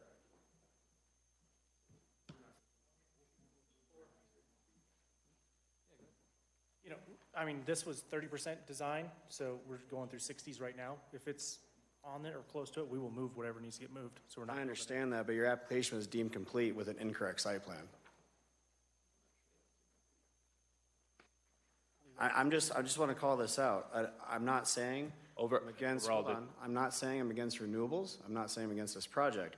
What I'm saying is you have an approval criteria to meet that shall not degrade, right? It says shall not degrade paleo, historical, or archaeological sites. According to your cultural survey and your site plan, you are now degrading. I understand that, and I can tell you, or well, I'm not going to tell you, but this is down to a spatial issue, and we have the coordinates of those locations on that report. So in terms of what we're seeing now is just a spatial issue that's going on. So you're seeing a much more smaller scale. That's a larger scale, so it's spread out. But the exact locations are listed in the report. But it's the applicant's job to show up and show us the overlay so we can know for certain that this criteria has been met, but that information has not been provided by the applicant. And this is a site plan considered under an SUR, correct? So it's great this may be 30%, but this is the site plan you guys are presenting to us today and the site plan that you guys are going to present to the Board of County Commissioners. So, yes, you're correct. What I would say is, again, like we have said, this is a spatial issue. We understand this is something that you're concerned about, and obviously we are too. So this is something we'll look into ahead of the board meeting, and that's all I'll say. But we have gone through this, and we are confident that there's not any overlay. Can we admit on the record that the site plan you've submitted does in fact encroach onto that area? I'm not going to admit anything into the record that says that, because I'm not the engineer here, so. I mean, do you get where we're coming from on the approval criteria and where that's not met at this point due to a quote-unquote GIS specialist and spatial data issue? I mean, somebody, as you called out yourself, a GIS specialist, somebody that has a degree in geography, I would say that we both have a similar background. I would not present a site plan showing an encroachment on a historical area looking for an approval. I would say that's not a minuscule mistake. I'm not going to comment too much because I'm not an environmental or a GIS person. I just would like to, I respectfully disagree. I think that our site plan does showcase the areas. We do have buffers around them. We have what you were showing is an accurate depiction, and our site plan is obviously working with McCarthy's at the 30% stage. So which one is accurate then, the cultural survey or your site plan? They're both accurate, given it was overlaid. They're not, though. So which one is accurate, the cultural survey that you presented to us only, or your site plan that you submitted to the county? Given that the site plan that was just on the board was overlaid with what you were showing, I believe they're both correct.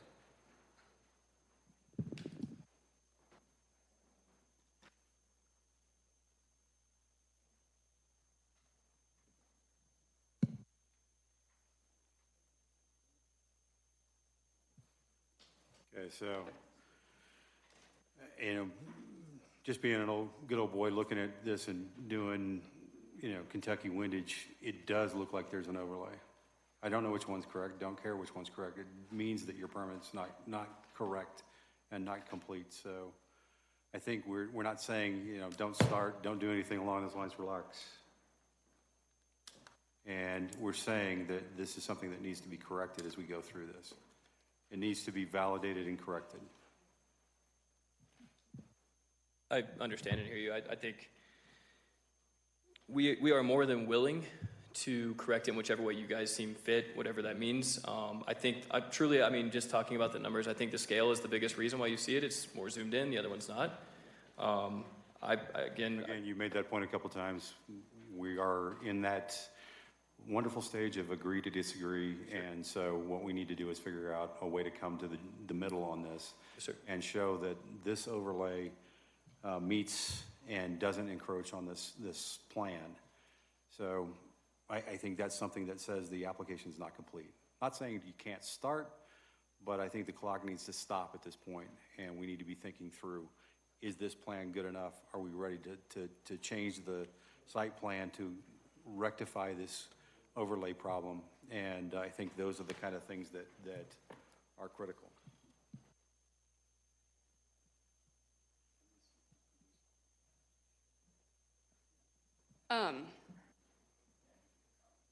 Yeah, that's my colleagues are up here talking about,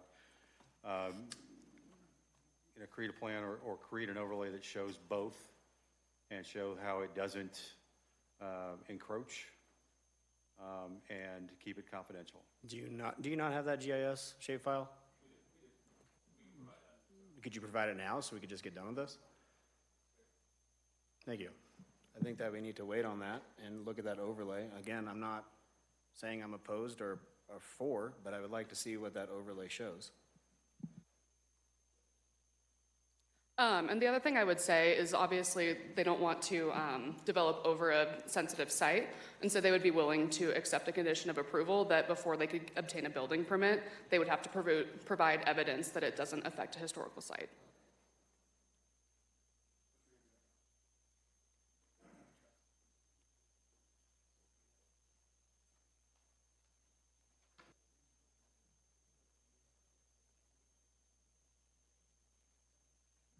How much time do you need for this? We'll give you 10. I'd like the board and staff to meet real quick and talk about conditions and making sure that if we make stipulations that we're lined up in how we make those stipulations.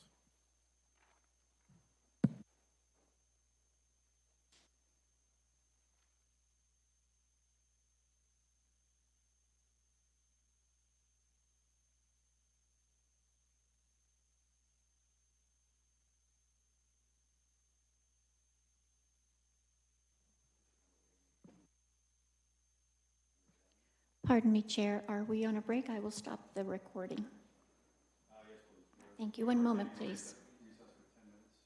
1 moment, please.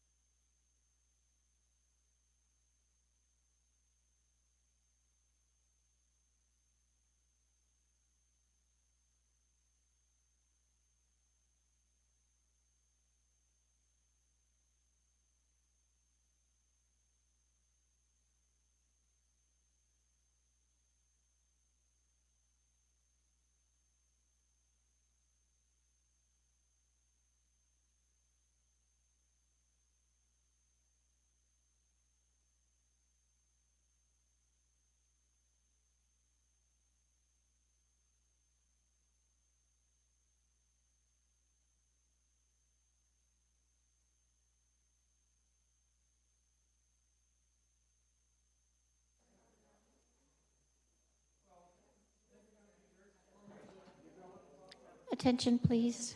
We're about 30 seconds out from beginning the meeting. 30 seconds to begin the meeting. Thank you.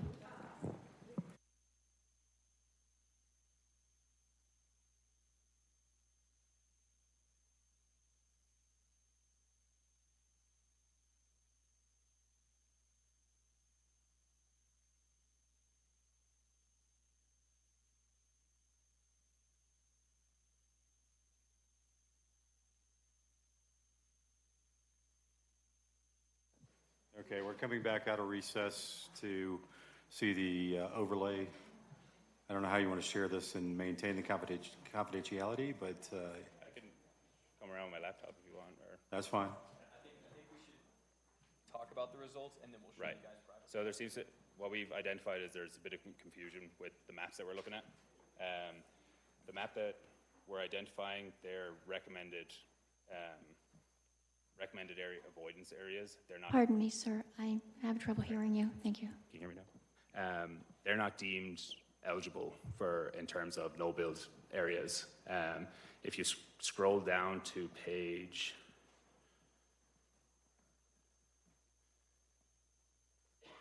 Appendix A, which shows the map of the disclosure of site locations that are prohibited for build, and that is the overlay that we have been using. So, it's Appendix A. This one.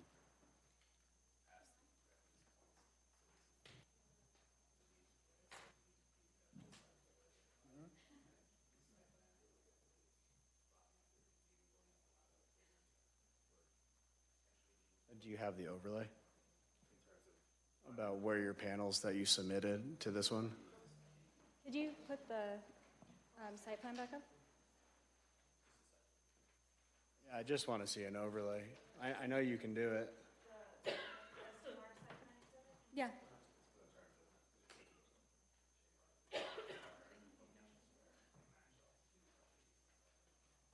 But they don't, because the smaller one is in that point, and that point is covered in panels. I mean, here. Right. Okay, show me the ag plan and the site plan.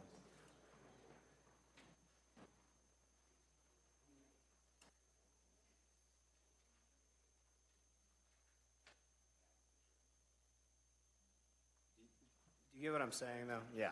But in that scenario, like we were saying, that the coordinations are there, or the coordinates are there, we know where the sites are, and all measures will be put in place to avoid those. So currently, then, the site plan that was submitted is not correct? It is correct. The shapefiles here that you're seeing was sent to us by Metcalf, who did the cultural survey, and that is what is overlaid on the site plan. Okay, when you look at the topography, I guess we're getting a little confused here. The topography on the aerial, right? Can you see that? Right. Do you see the ag point? I can what see I'm the talking ag, about? but Can you show me the ag point on the site plan? I don't know if the base map on this is to the date of the same date as that, which could be different. Okay. So I don't think we're gonna agree on this. I mean, I think that you're overlaying on your site plan, which I understand you guys are more than willing to move it and buffer it out.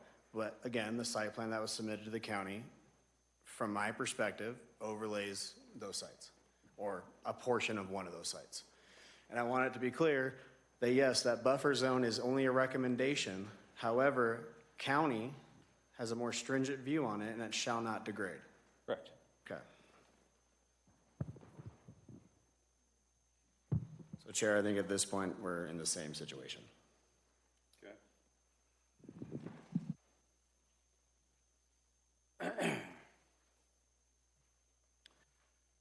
So do we want to break this down by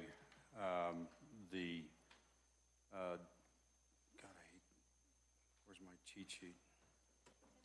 Yeah, 1041, thank you. Versus the SUR. I'm a little tired from last night. So do we want to break this down between, or let's start with 1041. What are the elements associated with gaps, coverage, et cetera? As an example, my first element, and I know I'm probably need to get closer to the mic, is that we don't have the financial plan for Cypress or Sundance to show their viability long-term. That was one of the hard requirements for for the 1041. We do have elements that speak to finance, that talk about a plan that says you'll give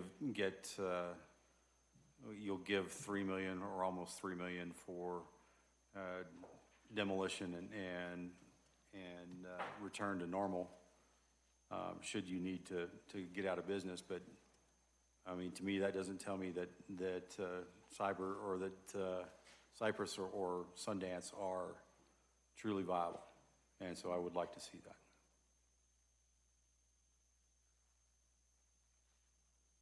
So the 1041 is not complete, to say it differently.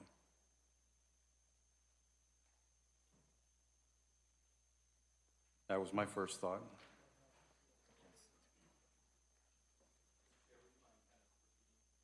What you were just 1041 is not complete because it requires a financial plan, and there is no financial plan in the presentation in the 2,400 or 2,390 pages, whatever the number was. And what is the, I guess, I'm not sure the right word, the criteria of what is presented within the financial plan? It basically shows me that Cypress and Sundance, the partnership between the two, is financially viable. And I said that a minute ago when we were talking. Sure. And I asked the question, and I got no response or no indication that y'all had any kind of evidence that could be presented to show that. There's no financial plan in the materials that was presented. Yeah, so are you looking for some kind of like financial statement just to show Yes. that we're good for it? Yeah, I mean, we can absolutely provide that if. Again, the plan's not complete though, right? So we're talking about, let me say it a little differently, okay? So I feel very disrespected as a planning commission by this presentation. And I'll say it this way because of the way this has been kind of piecemealed together, right? You are a good talker, Zach, and I appreciate the fact that you're a good talker, but things are missing from the plan and you can't just talk your way around it. 1041 is not complete. I think the SUR is fairly complete, but I'm not happy with the conditions in that. I'm just a little bit confused, given that it was deemed complete. It's not complete. The evidence is not there. That's all we could base it off of, is that it was deemed complete within the 28-day window. In fact, the first window, it came back incomplete. And I believe staff made that recommendation. Yes, that is true. So we have to deem it complete before it goes to public hearing. All right, so the 1041 element of financial plan is not covered. I don't know if I understand your question, Mr. Chair, sorry. And maybe I'm not answering or stating it as a question, I'm making a statement. I did not see a financial plan in there that relates to either Cypress or Sundance. Do you have the application pulled up? No? Do you have the application pulled up?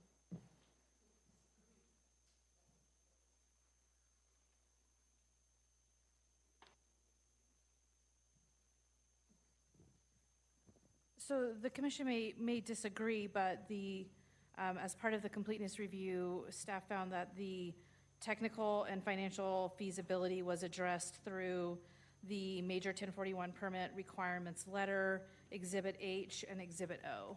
Show me in detail where it shows the financial plan that shows Cypress and Sundance are viable entities.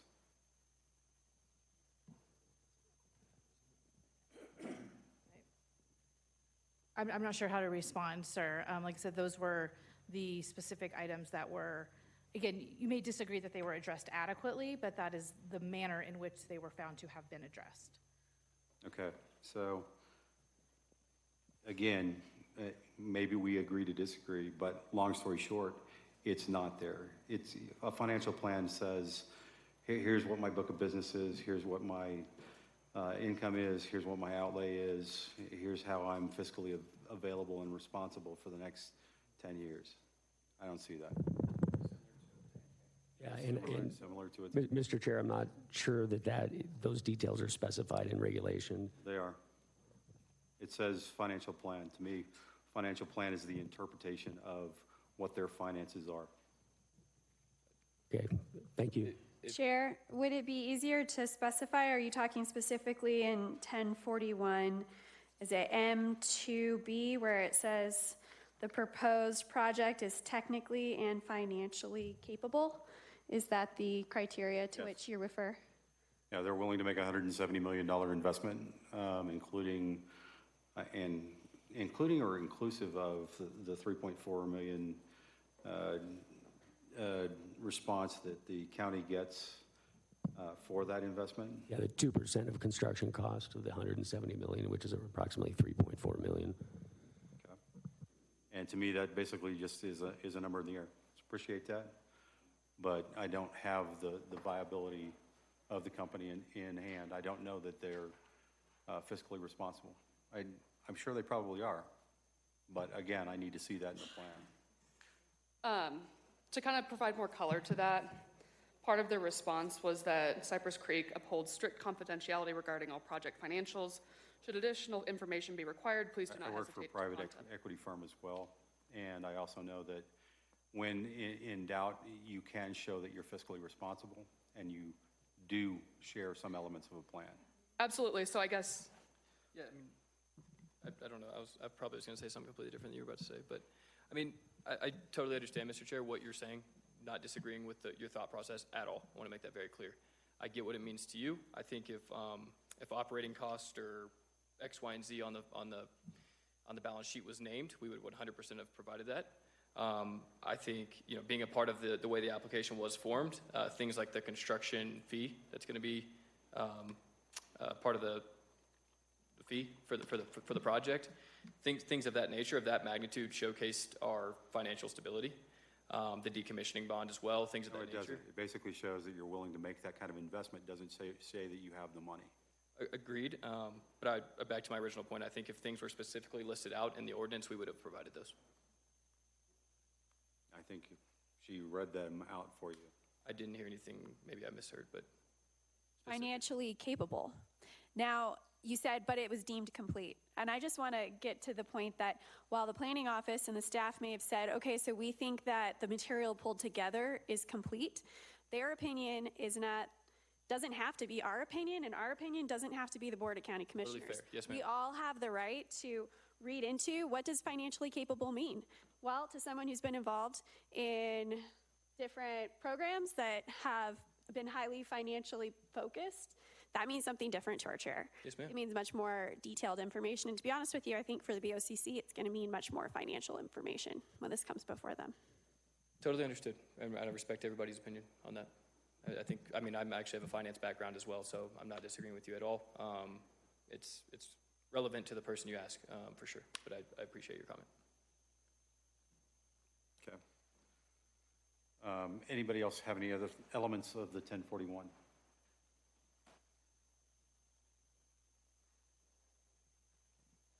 I do. At least two come to mind for me as potentially not being met here. The first I would like to point out is M4A. And in M4A, one of the approval criterias read that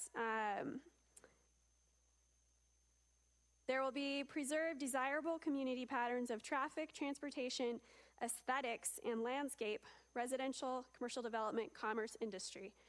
I would suggest, and I brought it up in my comments with all of you, that I don't think there has been much effort or energy put into making this project desirable when it comes to aesthetics or landscaping for the community, particularly because we talked about this is a rural community. And in a rural community, people move to the country because they don't want to be surrounded by industrial projects or commercial projects. You want to be able to buy a piece of land and be able to enjoy the space and the beauty of the pasture land. The way that this is set up is not aesthetically pleasing, and it does not protect the landscape and the rural nature of our community. So I think that it has failed to meet that criteria for that reason. I might also add that I think there's a possibility, if you were to consider berming up that area, that it could even act as a fire mitigation, which could be something that would be beneficial to this project. So I want to float that out there, something that you really should consider.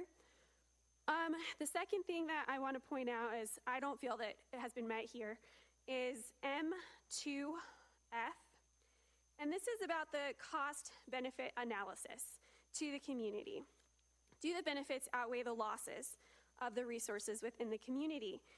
When we look here to see what that means, it's talking about foreseeable benefits to the community, the landowners, the local economy, and the foreseeable losses to nature, agriculture, recreation, range, industrial resources, or lost opportunities to develop those future resources. I think we heard testimony here today, or yesterday too, that specifically the type of danger that a fire could result, the losses that we could see in this county, particularly because of our high wind nature and the fact that fires just spread. I mean, almost at least several times a week, I'm getting fire danger alerts on my phone, and literally weather forecasters are out there saying, make sure you don't do anything stupid today, like spark anything, because if you do, it will start a fire. I don't think that the benefit loss analysis here is going to benefit the community enough at this point, because I don't think enough mitigation has been done. What about the landowners? I appreciated the landowner who gave testimony saying, I'm not going to be able to sell my land with this solar system next door. Completely devalues that landowner's property. So I think we need to take this into account. I think it's something that I'd like to see the applicant take into account further. And for me, it's one of the criteria that has not been met for the 1041.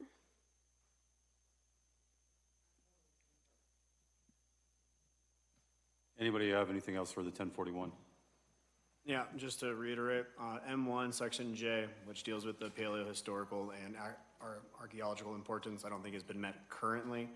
Not saying that it can't be met, but as the application is submitted now, is not met.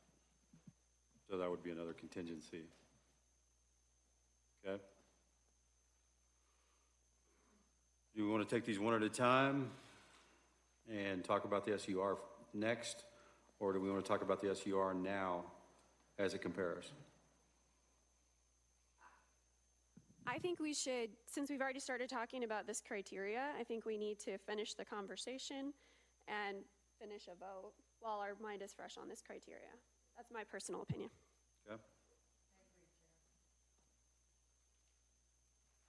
Fantastic. So I'd entertain a motion on this. And so we have probably two camps up here.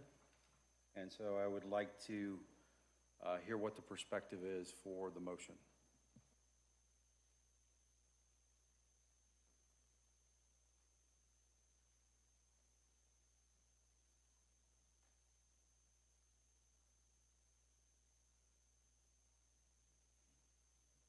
So you're saying how we could provide a motion to approve with certain stipulations?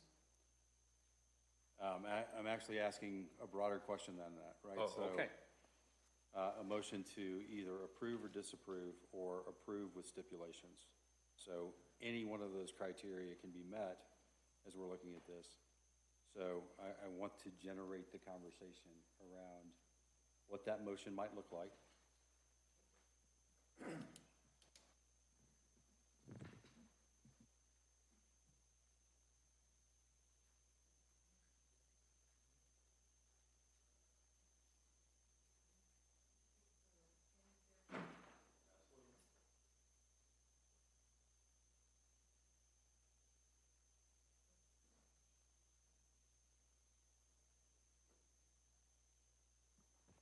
Pardon me, just a reminder to pull your microphones closer, please. Thank you. Right now, everybody's thinking, so.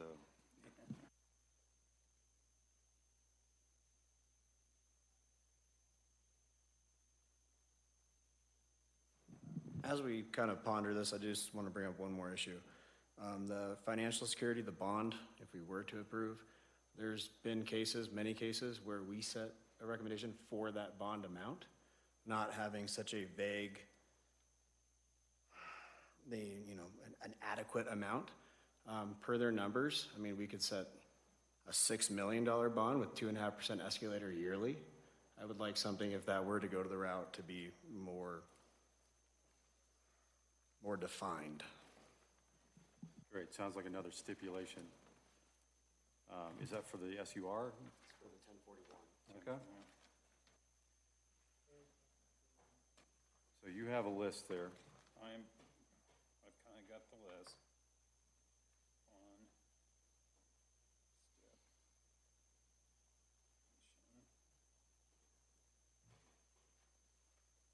Financial. Statement.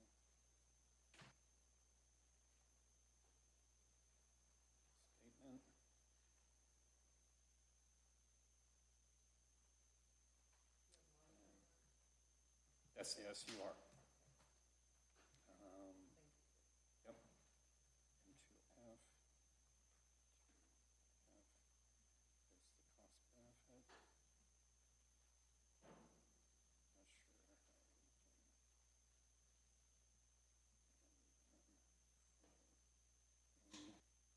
Don't forget to add this financial viability. Yep.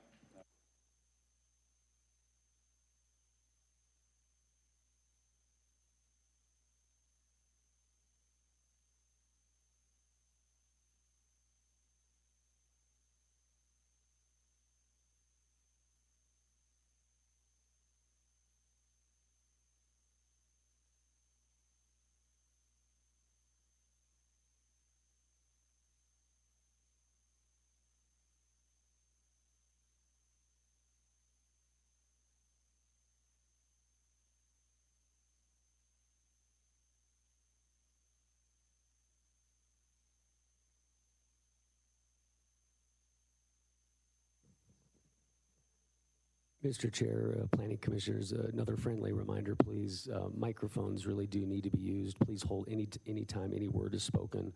Please speak directly into the microphone. Thank you. You bet.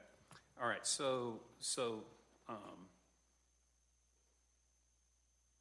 potential stipulations that were talked about is the bond stipulation, based upon an amount that we set as compared to what was provided by Sundance. The M2B within the 1041, a financial statement or a similar 10K style of financial reporting that gives us the understanding of the viability of both Sundance or specifically Sundance, because the project comes under Sundance, and any ownership associated with Sundance. M2F, which refers to the cost benefit, and I'll let Nicole explain more what she was looking for there. M4A, when it came to the landscaping and concepts for maybe a berm that would help with the visual impact and or the potential for buffering around the project for fire mitigation. And then for Kyle, the M1J with regards to the historical setbacks associated with what was found on the property. That's what we have talked about thus far. Am I missing anything? I also discussed conditions that would prohibit on-site well drilling and use without explicit approval. I also discussed prohibition of any on-site well drilling or use without explicit approval from the county.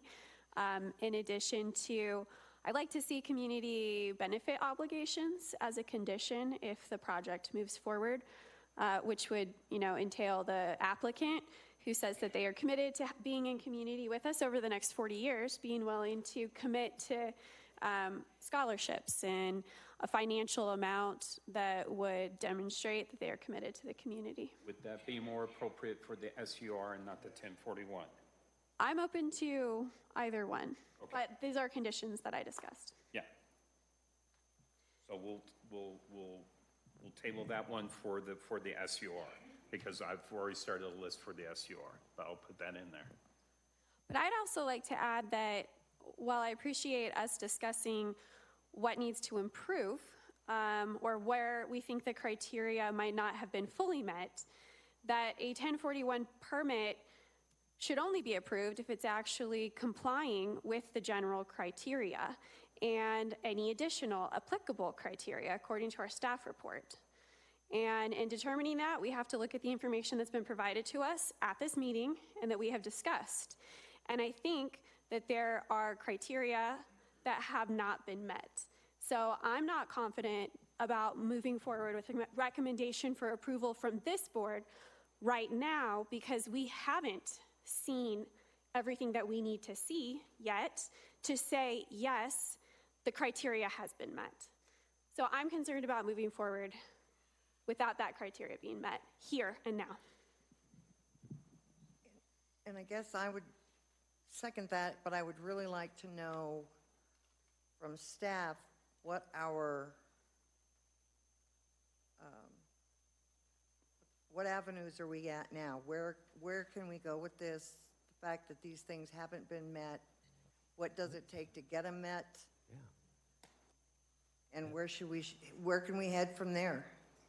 Yeah, I think we have to be cautious. You know, I'm not legal counsel, but whenever we're dealing with 1041 applications and Colorado revised statutes, you know, there could be technicalities. And like I said, if we don't, you know, if the county does not make a decision within a certain time frame, then it could just be automatically approved. So I'm not a legal expert, but I would be very cautious. I guess that goes again to my statements I've made before, that our attorney for the county should be present, especially for 1041s, for us to be able to ask these questions of them. The other thing I would say, if we're all going to be here next Tuesday, you know, I'll just throw it out there. Maybe they can get all these things that we're talking about together and meet with us for a couple minutes on Tuesday. We're already going to be here. And that would fit your time framing issue. Yes, yes, ma'am.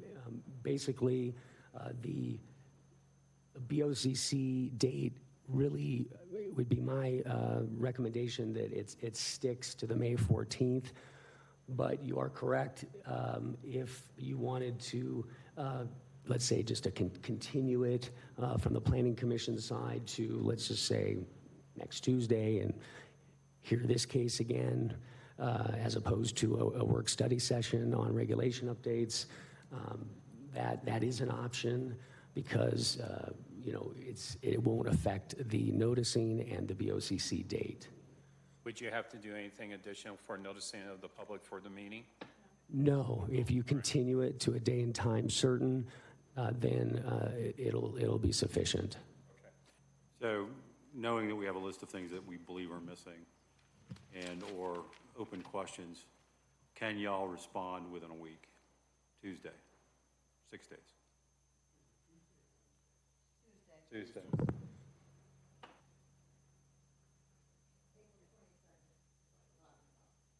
Yes, Tuesday, April 22nd.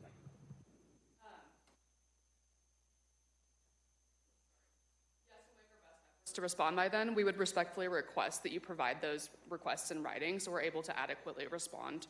And to the extent that like details could be included in those requests, like what sort of specific things you'd like in the financials. I know you spoke to what you'd like to see during this meeting, but again, a written request would be really helpful for us to respond adequately. Yeah, and I would second that, okay, because I'm still not clear exactly what they need.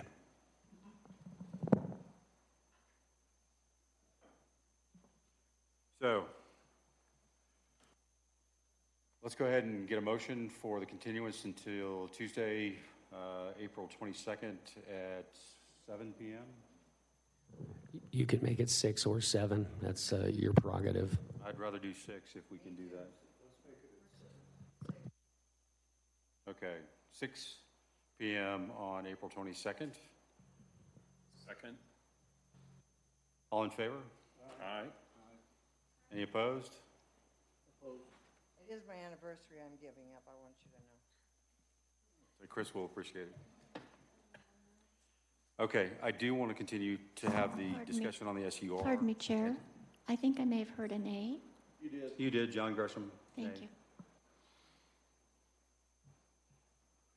I would like to have the same discussion on the SUR. Any gaps that y'all see from a operating perspective, I didn't see anything that was missing. I just have a list of things that I would love to see, like, I hate the fence. I want a better landscaping plan to block this, because we were talking about a mile of looking at either ugly green fence, which was the simulation that you did for the fence, or some other plan. I like the idea of the berm. It also does give some level of fire protection. And you're probably already going to have to move dirt in order to level out, so that may be something that can be accomplished through this process.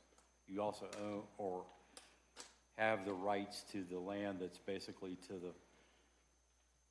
the outside, for want of a better way to describe it, of the in between Kiowa Bennett Road and the actual site. And you have a little bit of leeway between 154 and the site. So something to consider. Hi there. I had some concerns with the criteria. First, A reads, the use is in harmony and compatible with the surrounding area and neighborhood. I don't think it takes a rocket scientist to know that. But that would be a condition of your approval or disapproval. Yes. Not a stipulation of your voting. So when you say nay, if you're voting for that, you will say it's because they didn't meet these criteria. Right. Well, these criteria are part of what we are considering. And one of those things has to do with landscaping, has to do with how it looks in our community. And I think that that's one of the reasons why it's not compatible. So Again, I don't think they can make it compatible in a week. So it would be a condition of your approval. And so let's talk about the things they can do, which is the landscaping. Here's what they can do, landscaping. So that's what I'm trying to get to, okay? Okay. So it's not compatible, in my opinion, as it is currently designed, but I would love for the applicant to come back and say that they're willing to consider heightening the fence, potentially creating a berm, that that's something that's financially feasible or that you're willing to do, or maybe even to talk to the community. There are community members who said that they felt like it would be difficult to sell property right next to the solar farm. And so in my opinion, when we're looking to what could you possibly do in the next week, well, is there an opportunity here for you to come back with some more wiggle room versus no, this is the design, take it or leave it? You can stand up, yeah.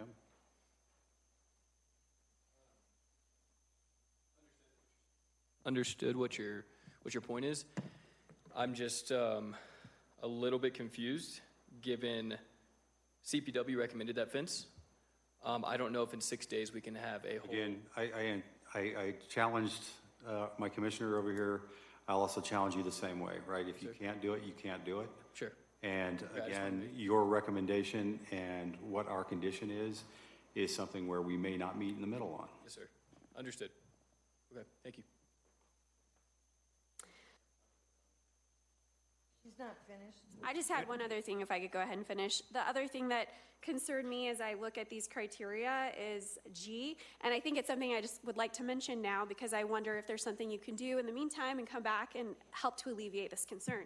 But G reads, the use will not be otherwise detrimental to the health, safety, or welfare of the present or future inhabitants of Elbert County. And I gotta be honest with you, the concern about fire and the concern about a dead-end road, that is all very concerning to me, and to me that would potentially be a violation or would not meet this criteria. So I would hope that maybe you could look to this criteria, come back and tell us how would you try to meet the criteria, specifically as we're talking about the fire concern. That is a big concern for us. That's all, Chair. You don't have to respond to that. No. You just need to be able to say whether you can adapt or not. Alleviate, And it's the same criteria. Okay, Dan. Yeah, I think it behooves us to get these stipulations in writing to them ASAP. We should establish a deadline to provide you what you've requested in writing. And we request that you make every effort to meet these stipulations, but you obviously reserve the right, if there are some that you feel that cannot be met, then, stay so accordingly. Great. Any other conditions or concerns for the SUR?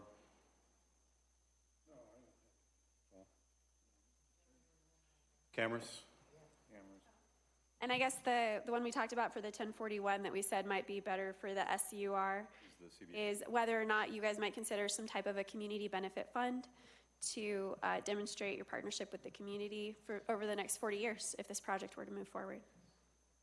We'll write this over and get it over to you tonight. Just to think about and talk to us about in a week. Okay. If you'd like to say something, we've heard you earlier say that the company's dedicated and committed to partnering with the community. We appreciate that. And we're just saying, can you make it fiscally real for us?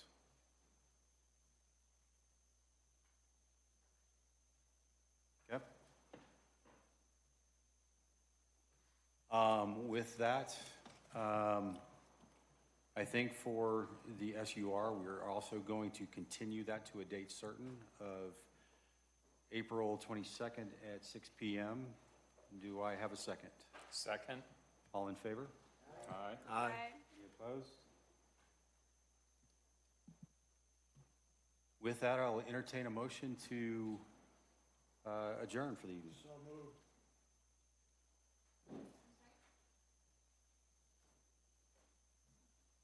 Do we have a second?